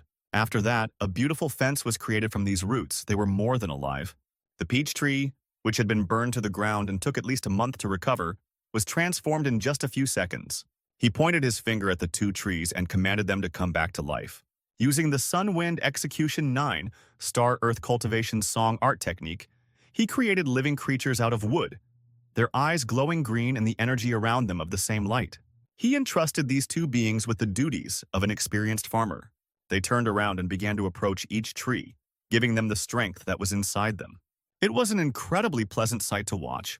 Mishka was delighted that his master was able to generate life energy in the trees, something that even an experienced top-ranked immortal would not have been able to do easily. Since he had expended so much energy, he wanted to rest, and Mishka offered him some unabi because they had just ripened and were incredibly sweet. They continued on their way to a house with a thatched roof. When they opened the door and looked inside, they were very surprised. Pleasantly surprised because it was much better than he had even imagined. The previous owner of this garden was Park Hein, also known as Gu Mijin. Mishka found out about this after reading a biography on the coffee table. He did this while the guy was resting and sleeping. The guy had a backpack that he put on the floor to rest after a hard day. He needed to meditate to regain at least some energy. Restoring the garden had taken a lot of his energy. Suddenly, he was seized with anxiety, and he stood up feeling something unusual. His pulsation matched that of the plant, synchronizing with his breathing. The greatest energy was coming directly from the floor. The most convenient option was to use the date seeds for this purpose. In an instant, he had a stick in his hand, which he held tightly. With all his strength, he struck it directly on the floor under his feet. This stick could be used as a battle axe. It could easily pierce through anything. He struck again and again. Suddenly, a strong energy began to come out of the floor so strongly that it threw him away, and Mishka was forced to hold on tightly to the shelf he was sitting on. After that, when they looked down, they could not understand anything. Below them was a giant sign in the shape of a star, and in the center was a white yin-yang symbol. It was a barrier structure drawn in blood. The one who created it had used a large amount of evil energy that exceeded all limits. Perhaps there is something inside, because the pulsation was coming from below. Having no other choice, he pulled out the same axe he had used to punch the hole in the floor and swung it. He was sure he could break the barrier, so he struck again. The cracks parted, the energy subsided, and they looked inside. It was a barrier protecting the secret room they saw downstairs. There was a nightstand with a large notebook on it and something else next to it. Park Hein, the owner of the sixth garden, is also known as Gu Mijin. He wanted to pass on important information to the next owner of the sixth garden. About Lady Yunhua's outrages, his notes on this matter were very serious. One day, on his way home, when all his friends had already left, he accidentally wandered into the shrine of the patron god and was possessed by a ghost. A good scholar was passing by when he could not do anything, and he managed to drive the ghost out.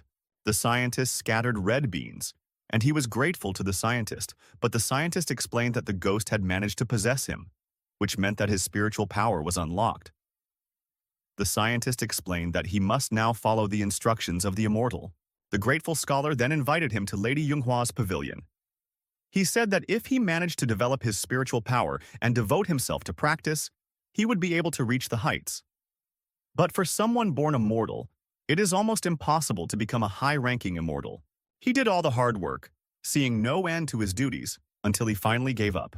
But that changed when he was about 30 years old. He met a girl with a story similar to his. The facts that allowed her to discover her spiritual power impressed him greatly. Her responsibilities were the same as his. At that moment, he realized that he had become possessed by ghosts, not because of the shrine of the patron saint, but because of a scientist who had deliberately sent them to him. He was just a grain of sand, a scapegoat for the carefree life of some, a part that could be replaced at any time. As he gained experience, he realized that he could no longer be a servant. He had to bow down to every master of the earth and ask to be taught. Sometimes he even wanted to commit suicide because of the feeling of helplessness. But one day, a miracle happened. Lady Yunhua expressed her gratitude for his sacrifices and gave him possession not only of the sixth garden, but also of secret materials that had been passed down from owner to owner for generations. His emotions knew no bounds. He promised never to forget Lady Yunhua's charity and vowed to take care of the garden until his death. From that day on, he devoted his energies to learning the art of the Earth Dragon, improving daily and reaching almost rank 10 of the Secret Immortal, which is the 4th rank out of 9 possible. But over time, his body grew weaker and weaker despite his great success. Only then did he unravel the secret of the Earth Dragon art. This power was extraordinary, but it was absorbed by the medicinal herbs of the garden, not by him. The book said that he did not realize that his life was coming to an end, serving only as fertilizer for the garden. He had only seen such things on TV and could not imagine that even immortals could do such things. It was truly disgusting. He only pointed out that there was nothing unusual in the book's content, Mishka said. Mishka explained that it was the established order. Immortals do this to maintain their kingdom. Now he had to wonder if this meant that he could repeat the fate of Gu Mijin. But he kept telling himself, this will never happen. I will never become a slave like him. If there is someone who can break the barrier of his blood, this person must be outstanding, able to burn the cursed pavilion for the sake of his descendants. It was written that one must escape with the stolen treasures and protect them at the cost of his own life. This meant that he was talking about things that were close to a testament. Mandrake seeds, grown by people from all over the world, are also called screaming ginseng because they take lives with their scream. But there was another very interesting thing on the table that he picked up. He was annoyed that there was nothing written in the book or on this thing. Mishka assumed that it looked like a container for bamboo sticks, but it was very strange because he could feel something from this thing. The impulse that came out was from it. He decided that he could do something with his power and closed his eyes and began to concentrate. Suddenly, an impulse gushed out of her like a river, and the boy even jumped back. Mishka saw his master flying away and rushed to him. But Puck was just happy that this thing really works. But it refuses to grow, so it was designed that way, and its shape should not change. This only added an additional question.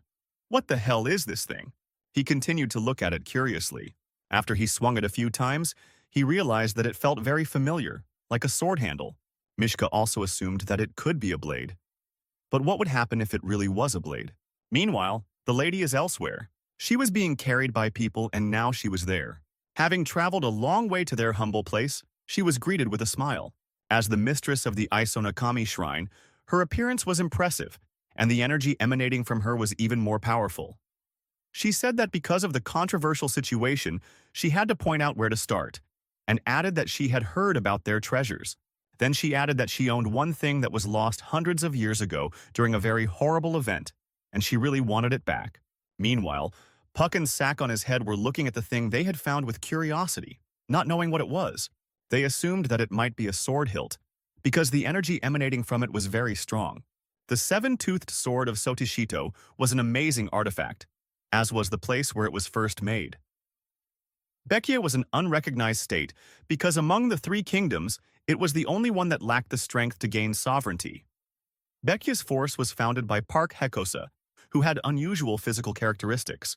Goguryo was founded by the legendary Jumon, the son of Lady Yunhua, who was blessed by the spirits and ancestors of the Korean peninsula. However, Baekje was founded by Chief Onjo, relying only on his strength. He belatedly awakened his earthly powers and received the golden element by learning how to control his energy on his own. Chief Onjo was a human being, but with a divine mind. Thanks to his abilities, Baekje flourished early on. But eventually, due to the weakness of his successors, the state fell and disappeared without a trace.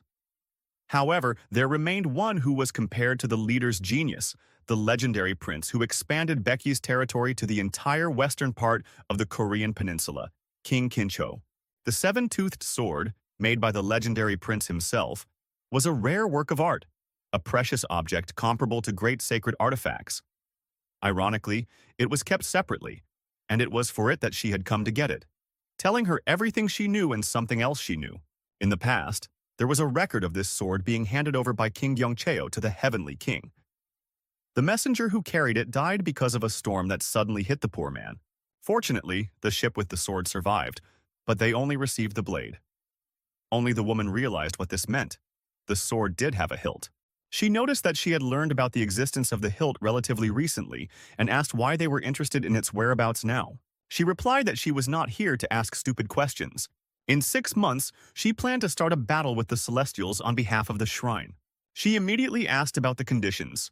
Without hesitation, she answered, "The blade of Sodashido." She assumed that victory could be theirs, and asked to take one thing from their estate, and if the hilt was there, she promised to take only it. They agreed not to disclose what they would see there. However, the woman asked to add one more condition, which she told her about. After a while, they were walking down the street, talking about the fact that the battle with the Celestials would be broadcast. Lady Yunhua said that she wanted to make this information public. Meanwhile, they were approaching the 6th garden, and the man asked them to show respect for its owner and be quiet during the inspection. They lined up, the leader standing in front and the man behind. The gate opened, and behind it was a beautiful garden with thousands of species of plants. They went inside and were amazed at the beauty around them because this place had recently been lifeless. They plucked different parts of the plants and ate them. Park welcomed the guests by sitting on a comfortable bench, reading a book and enjoying the fruits of the earth. But the person standing in front of him was very indignant because it was Sir Lee, an immortal of the 5th rank out of 9 possible. Lee demanded respect, and Park got up from the bench, walked over to them, and extended his hand, introducing himself as Park Hanyul. Lee said he had come to give him a report on his progress. However, Lee had one grievance that Park did not understand. Lee resented the fact that his subordinates were forced to call him senior. Park showed them his card, which read, Divine Level Park Hanyul, Spiritual Power Type, Earth Element, Wood.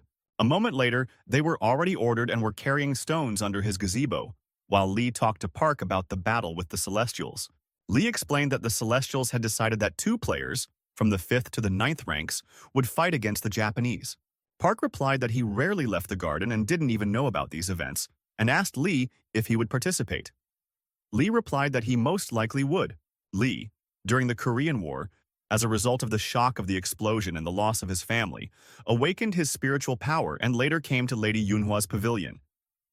He could have despaired, just like Gumijin, but Lee was talented and very capable, literally shining when he met the master. He had reasoned that most Celestials could not be trusted, but Lee's sincerity was amazing. Earlier, he apologized for the behavior of his subordinates. Lee told us who would be participating in the Battle of the Best. It was Guo, who would soon receive the 6th rank of Immortal.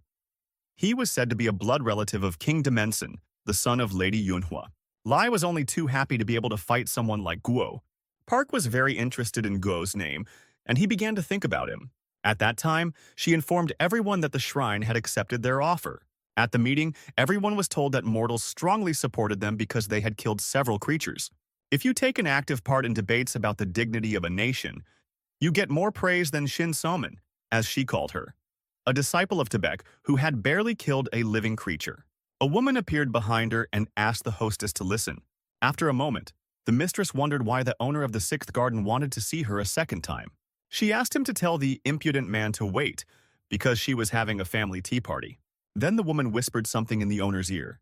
But Guo Chual, a divine-ranked immortal, heard this and exclaimed in indignation, "How dare he challenge me?" The mistress saw nothing wrong with their battle and told Guo so.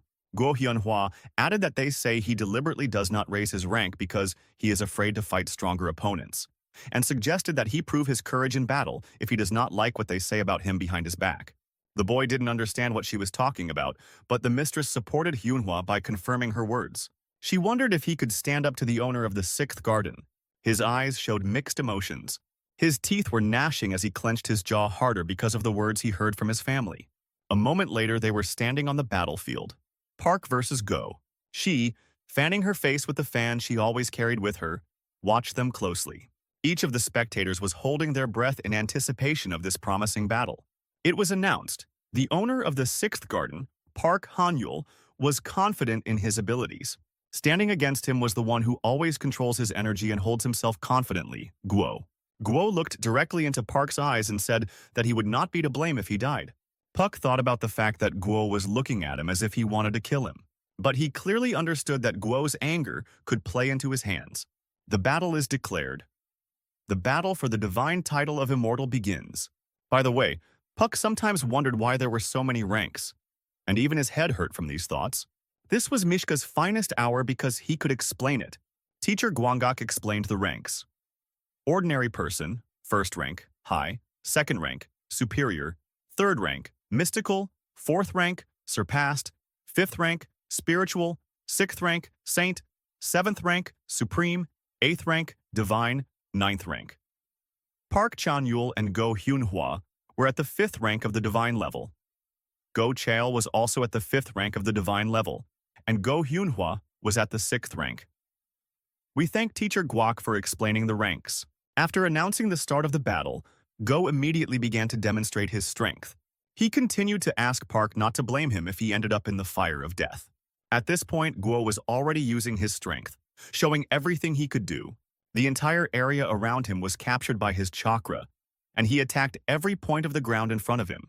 Puck only had to dodge his attacks, but he began to form a barrier right in his hand.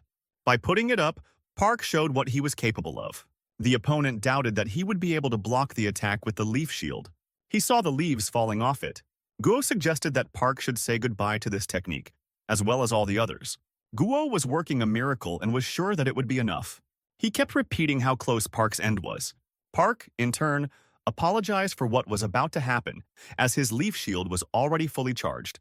After performing the Sun Wind Execution second song Art Star attack, he was confident that if anyone failed, it would be only Guo. After that, he performed the Solar Disclosure attack. This attack knocked the opponent down, and Guo began to fly backwards. This made Guo think that Park's shield was not only unusual, but also capable of absorbing power. Guo summoned all his strength to push off and rush to attack.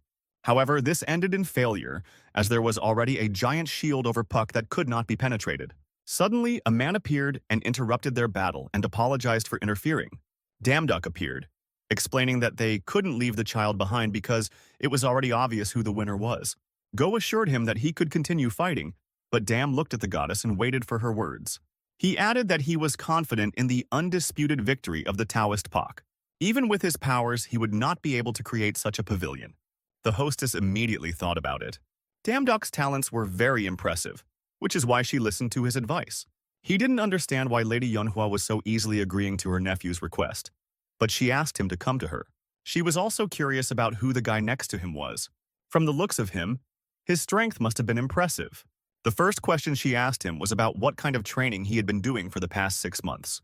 He explained that because of the rarity of the wooden element, the pace of his martial arts development was quite fast.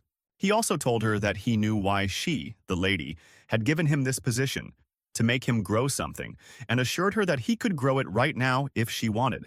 He assured her that if she trusted him now, he would never betray her. She was impressed by his courage, and she realized what he had been thinking about since he arrived here. She told him that now he needed to focus on the competition and she would think about what he had said. On his way out, he asked her one more question, if he could go outside for a while. After a while, he was walking down the street with a guy in completely different clothes, on a lightweight bike, and he could not even think that when the lady said she would find him a walking companion, it would be him. He turned to him and asked his name, and he apologized for not introducing himself yet. He then said that his name was Damduk, but for Park's sake, he allowed him to call himself just Deok. Park noticed that compared to the way he looked when they first met, he was unusually soft today. As he walked the streets, he noticed many interesting things and simply did not understand many things. Afterward, Park suggested that they have a banana-strawberry cocktail. After ordering a cocktail and some other goodies, they put on sunglasses and sipped their cocktails. Deok was very happy, and although he had heard a couple of stories about the human world, he could not imagine that there were so many delicious and interesting things to eat here. He told us that when he first died in the human world, Lady Yunhua helped him become a celestial. But he didn't know that because of that, he would have to live in the celestial world. He wanted all people to know his name after he died. But now he realizes that these were immature dreams. Being in the world of celestials, he constantly thought about what he had not managed to do in the world of people. And as a result, he remained a mediocre ruler of the past.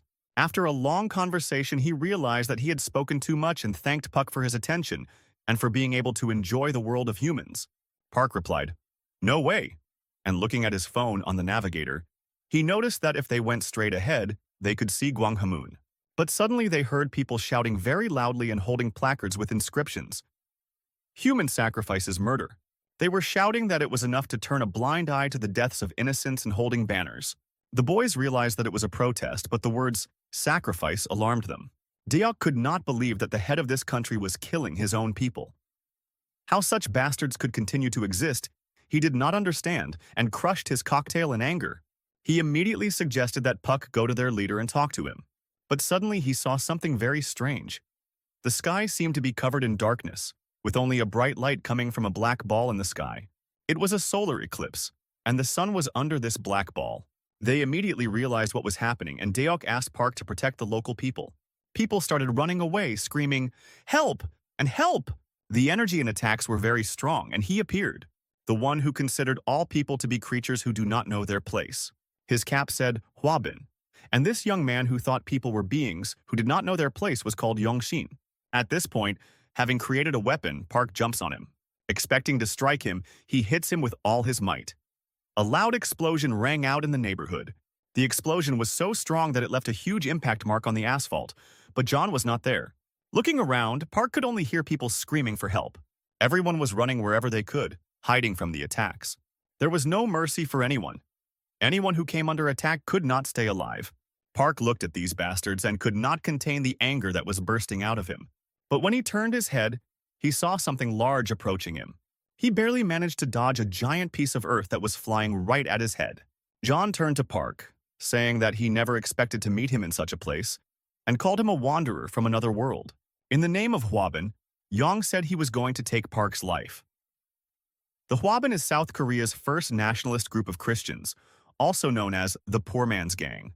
Park thought that John's actions were completely ridiculous.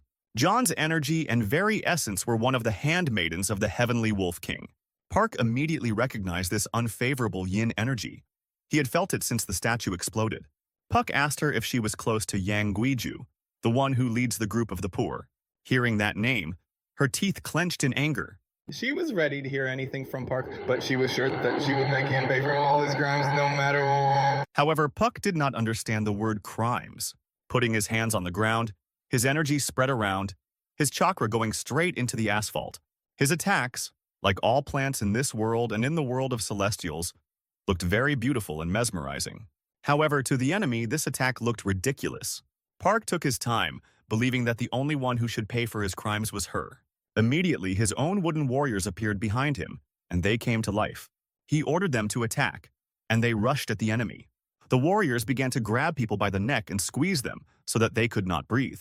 The wooden warriors were enough to finish off the enemy and his people.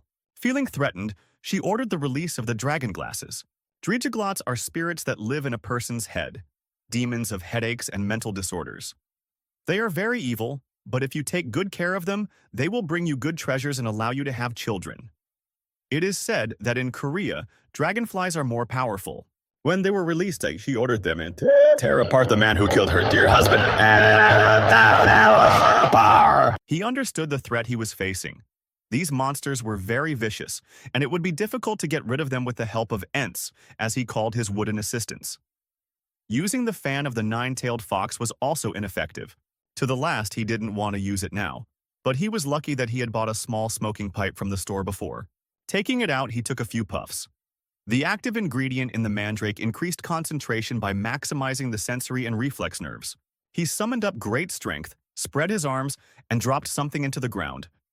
It was a tree seedling that had crawled through the asphalt and grown into small trees. Grabbing one of them, he called the enemy freaks. These seedlings turned into a dangerous weapon in his hands, and he was not ready to spare anyone. He immediately struck the monster's back, cutting its spirit. Then he ran on to those he saw in front of him, swiftly and without any fear. In his left hand, he held the pipe from which he smoked, and in his right hand, he held a weapon. It was easy for him to fight the spirits. They fell to the ground from his attacks, but there were many of them around. She just watched from the sidelines, confident that no matter how many of these wooden creatures he created, it would be as useless as piercing a stone with a toothpick. She ordered her subordinates to summon the dragons even faster. Finally, trying to catch the flying spirit, he uttered the word and suddenly fell silent. The world around him seemed to float away. Blood spurted out of his mouth, and he did not understand what was happening. His wards also fell to the ground, choking on the black smoke that appeared. None of them could move, only barely uttering the word "save" did they tremble. Unable to hold back the blood that was flowing from her mouth, she couldn't understand what had happened to her. Park felt fine, but he noticed how she fell off that big rock. He wasn't crazy enough to fight her with swords. All of this happened because of the smoke, which was not dangerous for him because it caused a detoxification process with the help of the liver, extracting only useful components, but for others, it was a real poison.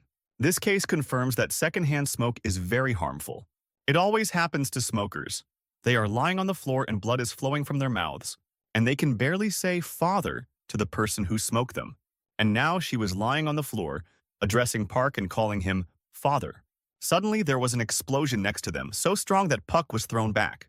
The word "father" was not meant for Park at all. It was meant for the man whose head Deok was holding in his hand.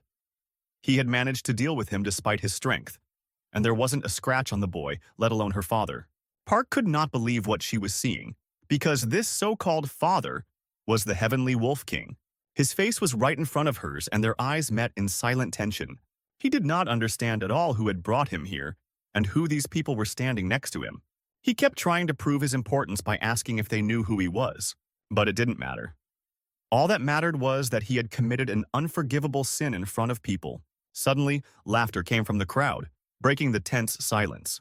He got to his feet, and purple energy began to appear around his body. He asked them to remember what he was about to say, because he was sure he would send them to hell, and he emphasized that he would not spare anyone. He began to absorb not only the bodies of the dead, but also the power of the living around him. It was hard to understand what was wrong with him and why they were mutilating innocent people. This is a terrible art of destruction. It is incredibly strong, and even standing in front of it, no one understood how to stop it. He thought about using the nine-tailed fox's plowman, but he wasn't sure it would work, although there was no other way out. Deok couldn't believe that the reincarnation of the Blood Buddha of the future was here, in the human world, and said that the elders would certainly miss him. He asked him for a sword, and it was clear that he was confident in his abilities. When he threw the sword into his hand, he grabbed it tightly as if he had gained another power. After he thanked him, the blade passed very precisely and left a trail of incredible force. He had no right to punish someone who was a celestial, even despite his sins against innocent people. But if it became known what he had done to his subjects, Deok, as one of the Celestials, will take responsibility and carry out the necessary punishment. However, his opponent, confident in himself, having embodied the great power, continued to call his opponents freaks. But with just one precise sword stroke, nothing remained of his opponent. This blow was honed to perfection. It was here that he showed his strength, finishing off the enemy without any problems. The news reported that thanks to the quick reaction of the celestial community, all the terrorists were arrested. The identities of the dead and injured, as well as the actions of the authorities, are currently being established. He then suggested discussing the recent incident in Gwanghwamun, as the news reports showed they had dealt with the event. However, another asked about society, as he felt that they had not made any efforts. The answer was that they had managed to get information about it and said that they would understand who the real heroes were if they watched the video. Park seemed very familiar because he had become a hero a year and a half ago. He was the one who defeated the huge bird, and with that, the lady ordered the news to be turned off. Deok stood in front of the lady and apologized to her for causing a lot of trouble, as he didn't even have the qualifications to prove that he was a celestial, and it was a great sin for him to come down to the human world. Regardless of the punishment she would give him, he was ready to accept it. After everything they had done, she asked him how he dared to even look her in the eye. Park just looked her in the eye in silence, not looking away. After that, he apologized and put his head down. It was easy to see that she wasn't very angry. In fact, she was smiling and was clearly pleased that Deok had defeated the Heavenly Wolf King. At this point, she turned to him, saying, "Deok, turn around and look at me."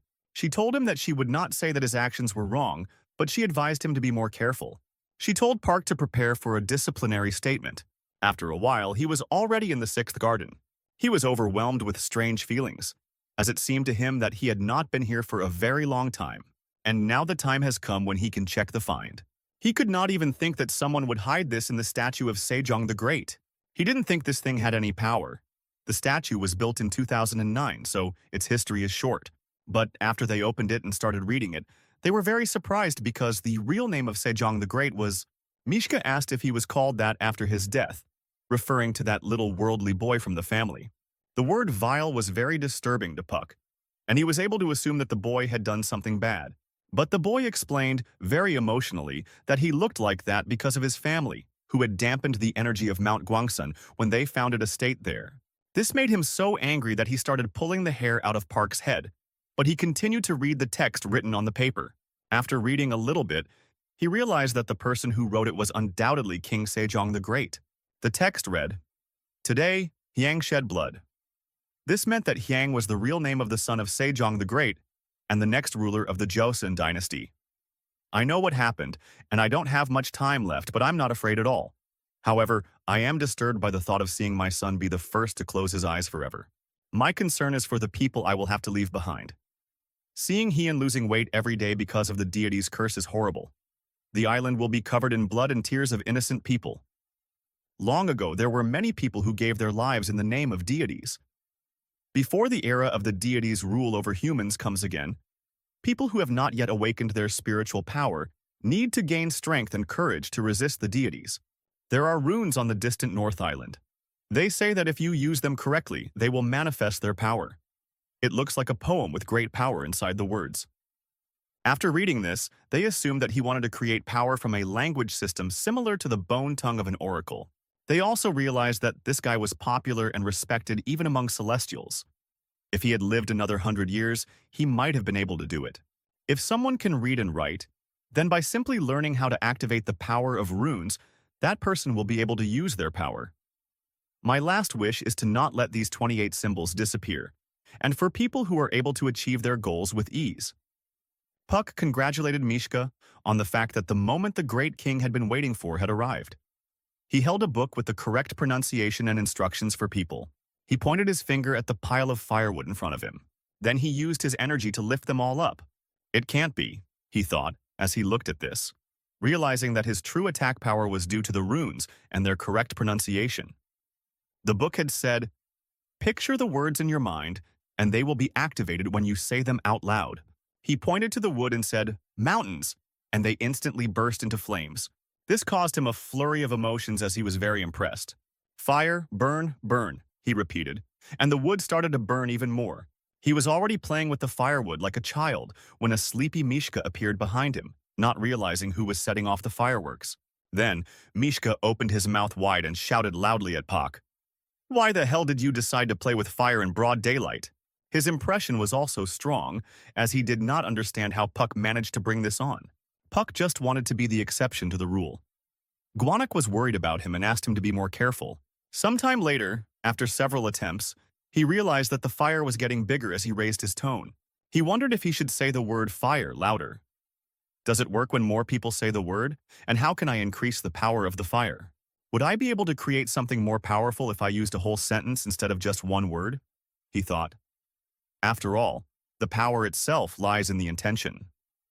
This instruction on the correct pronunciation of the sounds of a document created by King Sejong during the Joseon period is called a hangul. After that, another idea came to him, and he shouted at the top of his voice, "Heaven, weep and cry!" "Weep, weep," he repeated, but he could only see clouds in the sky and nothing else. He was a little embarrassed to cry at the top of his voice. Suddenly, a girl appeared next to him, standing and laughing. He was frozen in a stupor, assuming that she could see and hear all this, so he asked her how long she had been here. She began to scream, "Heaven, cry and weep," copying his voice. Then she continued, "I'm the best, the most head-banging man." But he wasn't saying that anymore, so he interrupted her and asked what she was talking about. She laughed lightly, causing Park to blush, and told him not to worry because everyone has been there. Her words sounded very reasonable, and she also looked very beautiful. We can assume that this is the reason why Park is now standing there blushing. He did not understand why she had come here and asked her. She replied that she had heard that he was participating in a battle.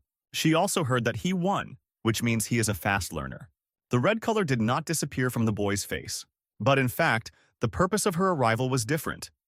She had an argument with her aunt when she took part in the battle, decided to take a walk to prepare a little bit, and found something for Park. Later, she said that she was supposed to look after him, but it turned out that she didn't.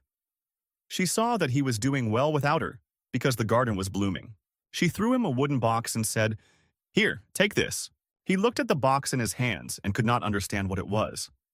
He heard her explain that it was a holy scripture that she had been told to give him when Park became a member. When asked who had said that, she replied, "The wise man." Then she added, "The sage is your father." This stopped the boy's breath for a moment, and flashbacks of his life began to appear in his mind as he was a child. It seemed to him that his whole life had flashed before his eyes. His hands began to tremble, and he clutched the box tightly. Raising his voice, he asked the girl where she had met the man who called himself his father. Without understanding anything, the girl answered, "In Shenfu. A long time ago, Huanun came down from the sky and gave a stalk of wormwood and 20 cloves of garlic to a bear and a tiger who wanted to become human. The tiger ran away, but the bear fulfilled the task and turned into a man named Ungnyo. Hwanggun and Ungnyo gave birth to Tangun and created a new history of Korea. This is the most famous myth, but no one mentions that Ungnyo was not Hwanggun's legal wife. Hwanggun, who ruled the human world, grew something from a cow animal. It was the sacred tree of life in a sacred place in Korea, where the earth touches the sky. The sacred tree of life is a sacred symbol mentioned in the Tangun myth. Shenfu is a place called Shenfu. From this story, the girl realized that his father was married to Hwanggun's youngest daughter and was in Shengfu. She added that she had finished her work there and was about to return when his father approached her. He said that his son was beholden to the court. He added that trouble was coming soon. He wrote something vital, but did not tell her anything else and handed it to him to read. Now everything became clear to him, because at first he thought that his father had abandoned the family and run away. He was losing money left and right, and the burden of the accumulated debts fell on his mother and grandmother, but his father did not admit his guilt. As a result, his grandmother died, leaving of this world for nothing. Park realized that his father seemed to have started a new family, but he didn't know how he was received. Ever since he became part of the Hwanggun family and received his new rights, he didn't care about his former family. The girl asked him to open the box quickly because there was a very useful thing in it. Park was also curious and eagerly opened it. Looking inside, he saw a closed mystical fan. The fan-shaped scriptures were created to seal away beasts, demons, and evil spirits. A fan with 24 blades was considered good, and a fan with more blades was considered perfect. But this fan had 72 blades, and Puck did not understand why his father gave him such a valuable thing. The girl told Puck that this fan was enough to swallow up the most evil spirit. Yes, but only if he is inclined to do so. The tone of his words changed again, and he said that he would take care of the fan. Who would ever think of giving it up, especially when there is no way to get such a valuable thing? The girl looked at his joy, which he tried to hide, and realized that he was going down a thorny path. There was also a piece of paper in the box with something written on it. He opened it and started reading, thinking it was an inscription on how to use the fan. And so, 8 hours before the start, he had this strange feeling that someone was coming. It was Deok, who was walking, brushing aside the leaves of beautiful flowers with his hand. This time, when he met him, Park called him Brother Deok. When Deok came to visit Park, he noticed that it was very beautiful. The sixth garden became even more beautiful, and he realized that only thanks to Puck would it never wither away. But the next question from Puck was why he came here. He had one request, and he asked for help in creating a flute. The story says that the flute, which eliminates all the troubles of the world and brings peace, appeared after the unification of forces. But in fact, it was created much earlier, back in the days of the great King Kwang. It was made possible by his power when even the sages could not interfere. It was the ideal human age. However, with the end of the sages' intervention, the dragons from the three seas started a war, just waiting for it. There were many victims. To stop the senseless suffering, all three powers joined forces. This is how an instrument was created that can be used against dragons, and it is called the flute. He explained that because the flute had great power, 2 restrictions were placed on it. First, it could not be taken out of the country, and second, it could not be used against the people of that country. It was entrusted with power because it was close to the strongest dragon kingdom of the Eastern Sea. Now its location is unknown. Apparently it broke down due to restrictions. Because of this, he wants to create it because he thought that Park, as the master of the sixth garden, should know what ingredients are needed for this. He added that since the celestial battle is coming soon, the borders of the flower garden will be weakened, and at that time he is going to infiltrate and get the black jade bowl. However, he added, there is one if everything works out. With the appearance of the new flute, We cannot rule out suspicions on the part of Lady Yuhua that the Black Bull has been obtained, as well as the possibility of a war with the dragons who will want to destroy the flute. But Brother Deok is going to take full responsibility. One of Park's assumptions was that he saw the strike at Guanghamen last time. Well, he's different from the other sages, Park realized. He immediately said, without hesitation, that of course he would help, because there was no question about it. Pak explained that as a man of the people, he was very happy to know that there was a man like Deok. Deok was very surprised by his words because, on the contrary, he was afraid that he would not be very helpful. Then he laughed and said, "That's what I thought." He knew that Park would help him. He walked over to him, patted him on the shoulder, and called him a good friend, and he was happy. But then they had to find a place where a tree grew that was suitable for the flute. And at that moment, Park suggested that they go. If this is the right place, even the branches or bark of the tree can be used as a valuable medicine, he said. They got closer, and what they saw in front of them was nothing short of a wow moment. The island they saw in front of them seemed to be floating in the air. It looked mesmerizing and incredible. Park didn't even know that it was possible to get here through the doors of a landfill. However, Deok explained that the pavilion itself is a combination of these spaces, and if you touch the structure of the formula, you can get to this place. But he added that it would be very difficult. A wooden horse appeared in his hand, which then turned into a live horse standing right in front of them. It was Garmy. Deok asked Park to take his hand, holding out his hand in a familiar gesture. In a moment, they were on a horse and heading straight for the island. Deok asked them to trust him, because they would not be able to touch even the tip of Puck's hair. Puck was curious about what was there, but behind him he saw different monsters, from which they quickly ran away. All of these monsters had tentacles and claws, giant 8-legged sharks and crabs. Deok explained that it was because of these monsters that he would not be able to enter the island, and Park got down from his horse. Turning around, he asked for only one thing, for Park to believe him, and in a moment he started to walk in the other direction, warning about one more thing, that there were also monsters on this island, which Park would soon see right in front of him. Substance absorbed, the active component of the mandrake, Park thought, while Brother Deok covered him. We need to finish with these monsters as soon as possible, and he reached for his pipe again. The correct pronunciation and instruction for people. The longer and more meaningful the sentence, the more their power increases. You need to act faster, even faster than anyone else. And he did just that, starting to attack the monsters after taking a few puffs. An unusual aura came from two places. It would be good for him if there was a jade bowl there, but something caught his attention that he hadn't expected to see. It was a monster of a completely different level, which easily threw Puck away with a single blow of its hand. His blows were so fast that he even cut off a piece of wood with his hand. Heavenly level, the 5th level of immortality out of 9 or even higher. Puck saw in this monster in front of him. This lizard and several others behind it made it clear that he was at a disadvantage.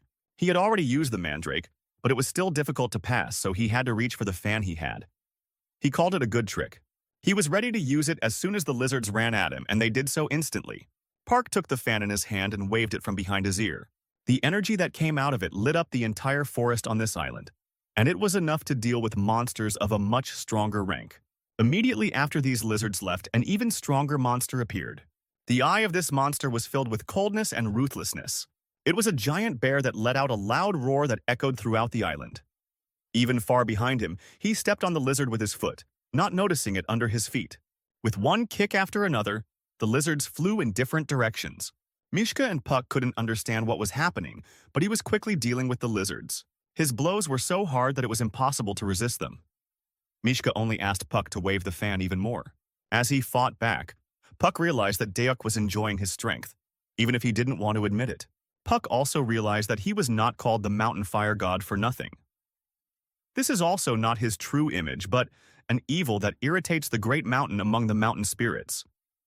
Mount Golanok has the shape of a mountain peak that looks like fire, making it a volcano. Parents believed that fires would easily break out in the capital overlooking this mountain. To extinguish the fire, a pond was dug on the top of the mountain and a bronze statue of Hetu was installed. For hundreds of years, he had been suppressing the energy of Mount Guanak. As soon as Mishka saw the lizards running away, he, very angry, ran after them. But it was clear that there was nothing strange in the fact that they were running to where they felt strong energy. Besides, this black jade bowl must be absorbing most of the island's nutrients because all the plants on this island grow very well. Park sat on a tree branch and watched where all the lizards were running to. It was a giant shell that they all ran up to and ran inside. They decided that there was nothing unusual inside that they could regret, and so they decided to run inside. Pak took out his fan and waved it again, and immediately the bear became even bigger. Its eyes were filled with energy, but they were not the eyes of a bear, but the eyes of someone else. The appearance of this creature made him nervous and wondered what was going on. In a panic, Mishka shouted to Puck what he was doing and asked him to get him out of there quickly. By hitting the ground with his hands, Puck forced the plants to save Mishka. Feeling safe, Mishka sat on Puck's shoulder and saw the one who had been acting as fertilizer on the island. This meant that this het puppy was right here. It is not uncommon to meet someone who has the Divine Beasts account and is an intermediary. Mr. Lee also raised one of them. This is Hedda.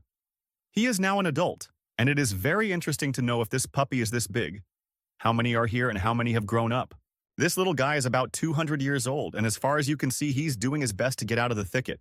He needs to grow and explore the world. At this age, seeing that he can't even resist the machinery, we can conclude that he hasn't learned the basics. Picking up the fan again, Park told Mishka that everything would be fine. After that, he waved his fan again, saying that everything would be fine. A giant bear was drawn on the eyelashes chasing the puppy. Giant plants began to grow on the ground in the form of healthy cones. That's all they needed. He suggested they gather everything they could. Gather everything you can and then just leave, he said. What he saw in front of him, these plants, made him very happy and satisfied. The puppy was already running away from Mishka. After a while, the boy's foot stepped over the threshold. Deok was waiting for him, but for some reason blood was flowing from under his coat. At first glance, Puck thought he was just choking. The guy asked him not to take care of him and explained that after resting in a quiet place, he would be able to recover. But how long he would fight it? That was the question. Then he handed Puck a purple ball and asked him to take it. He explained that it was the payment that Park deserved for what he had done, because this garden was protected by twin dragons bound together. He added that he would have liked to give both balls back, but it so happened that he was only able to get the ball from one. He explained that there was no need to make such a face because it was more than a fair reward. Deok's reckoning does not end there. If he survives the fight for the championship and creates a new flute and gives it to the people, Lady Yuhua will find out about it, and it will be impossible to avoid her wrath. After that, they moved on, and we can conclude that Deok is very strong as a person and as a sage. Puck is ready to become strong enough to call him his older brother with confidence. Pak suggested that Seongbei go to Ponma Chukso, but he explained that as a mountain god, he had to maintain his reputation and thought he would be sharpened in some kind of tool. This is not normal, but the guy offered him a few jars of honey, and he immediately agreed. "Good afternoon, dear viewers," said a voice that echoed around. The voice continued. "I am now on the island of Tokdo in the Eastern Sea, where a battle for supremacy is taking place. The Battle of the True Celestials is impressive even before the battle begins. Unlike previous tournaments, this is a competition where the winners face the opposite team. There are also voices of concern about whether this face will be disadvantageous to the winner, because everyone is competing on different levels." Park listened to this and looked at the guy who didn't seem to be seriously injured. They continued to announce that before the competition began, representatives of sages from each country would send congratulatory messages to the Dragon King of the East Sea. The girl twirled her witness in her hands and held it up, saying that with this message they hope that the Dragon King will understand what it means to hold the competition in the sea, in the domain of the Dragon King. They say it means making a sacrifice in return. After that, work began on temporarily filling the sea for the battle.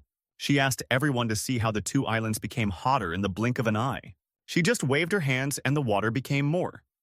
This is the power of the Celestials. Foreign observers of the Celestials appeared on the covered platform. They are here for a fair judgment. It is said that along with the inspection, each representative invited a high-ranking official to fulfill their conditions. One of them said, "I, as the one who speaks for Shiva, will judge fairly with all the honor I have assumed. I will do so until the winner is decided, and I swear that I will protect the wealth of Mrs. Yuva with my life." They both swore and took out the chest, promising to protect the 7 blades with their lives. Suddenly, energy began to bubble up in Park's bag on his belt. He jumped up and looked at it, not understanding what the resonance was. He realized that he was reacting to the 7 blades. The hilt was a seven-pointed sword. It became clear after the reaction. The blade also began to fill with energy and glow blue. It began to fly in front of the man. And on his back he had a sword that also began to glow. The energy coming out of it was blue. He had to do something, so he took his sword from behind his back and sharpened the blade that was in the box. He asked everyone's forgiveness as he held the tip of his blade and explained that this little boy really wanted to win. Sometimes when they meet our opponents, he reacts quite violently. He added that despite the fact that the sword had no owner, it showed a very violent reaction. He apologized for interrupting the event. Yuhua noticed that if this is a sword that can handle the divine power of a fencer, his level of spirit is clearly not low. Park simply said the words, "broken sword," in his head. He looked and realized that this was the man, a broken sword, so to speak, a destroyer of weapons. This nickname was given to him because his grip is so strong that there is no sword that can withstand and not break. Valhalla. Even among Valhalla's ancestors, he is the owner of a human skeleton with so much fighting power that its owners can be counted on the fingers of one hand. His name is Beowulf. If it were not for Beowulf's position now, the hilt of the seven swords would have jumped out of the treasure box. For that matter, the reason for that is probably because Park was the one who had the hilt of the seven swords. An announcement is made. Lian goes first and an energy layer is formed. Inside this layer they stand. The celestial first round corresponds to the fifth level of power, and there are 9 in total. Park, clenching his fists, just wishes his master good luck. Next to him, the words are heard. What a pity. The girl turned to Park and asked him again, "Isn't that right?" Her name was Guo. She was a member of the Guo family that Park had met when he was promoted to the heavenly level. He didn't know what she was talking about, but she asked him to watch to see for himself and added that she hated to explain such obvious things. Strangely enough, he decided to look up there. It was a kamaitachi, a Japanese yokai, in the shape of a weasel with sickle-shaped front paws. They flew like lightning at the enemy, who was standing and holding a stick. He swung his stick several times. He was able to easily repel the enemy's attack, which made him gnash his teeth. She only tried to resume her attack. It ended in a splatter of blood and nothing more. In terms of combat flair and ability, Lee is ahead of his Japanese rivals, but that Japanese celestial has dramatically increased in power. Park realized that this was an instrument of the Dharma. The girl asked him, "Have you just realized this now?" Initially, the teacher was a wanderer who disappeared from time to time but always returned. She asked why he took on a student who did not have a single Dharma instrument. She added that if he did not get rid of him, the next attacker would be Chawul's brother, who was armed with Dharma tools. The Battle of Tokto is also a place to test the skills of royal Japanese celestials, a battle watched by the people of the world. The hidden purpose of this competition was to make an active performance worthy of their memory. Lady Yuhua wanted to revive the dignity of the Guo family for the people of the world and show the image of the clan defeating the Japanese ancestors at Tokto. From the very beginning, Li was only an assistant. Looking ahead, he saw something very impressive. The stick hit the ground again. Mr. Li had not yet given up. Even though he was facing a serious opponent, his legs could barely stand.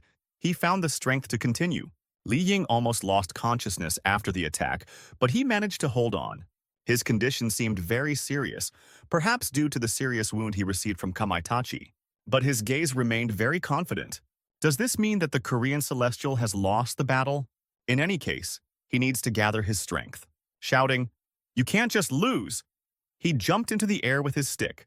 His opponent, using his weapon, realized that it was useless for him to flounder.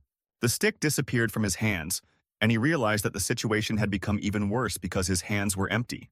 At that moment, he felt a severe pain that knocked his breath away.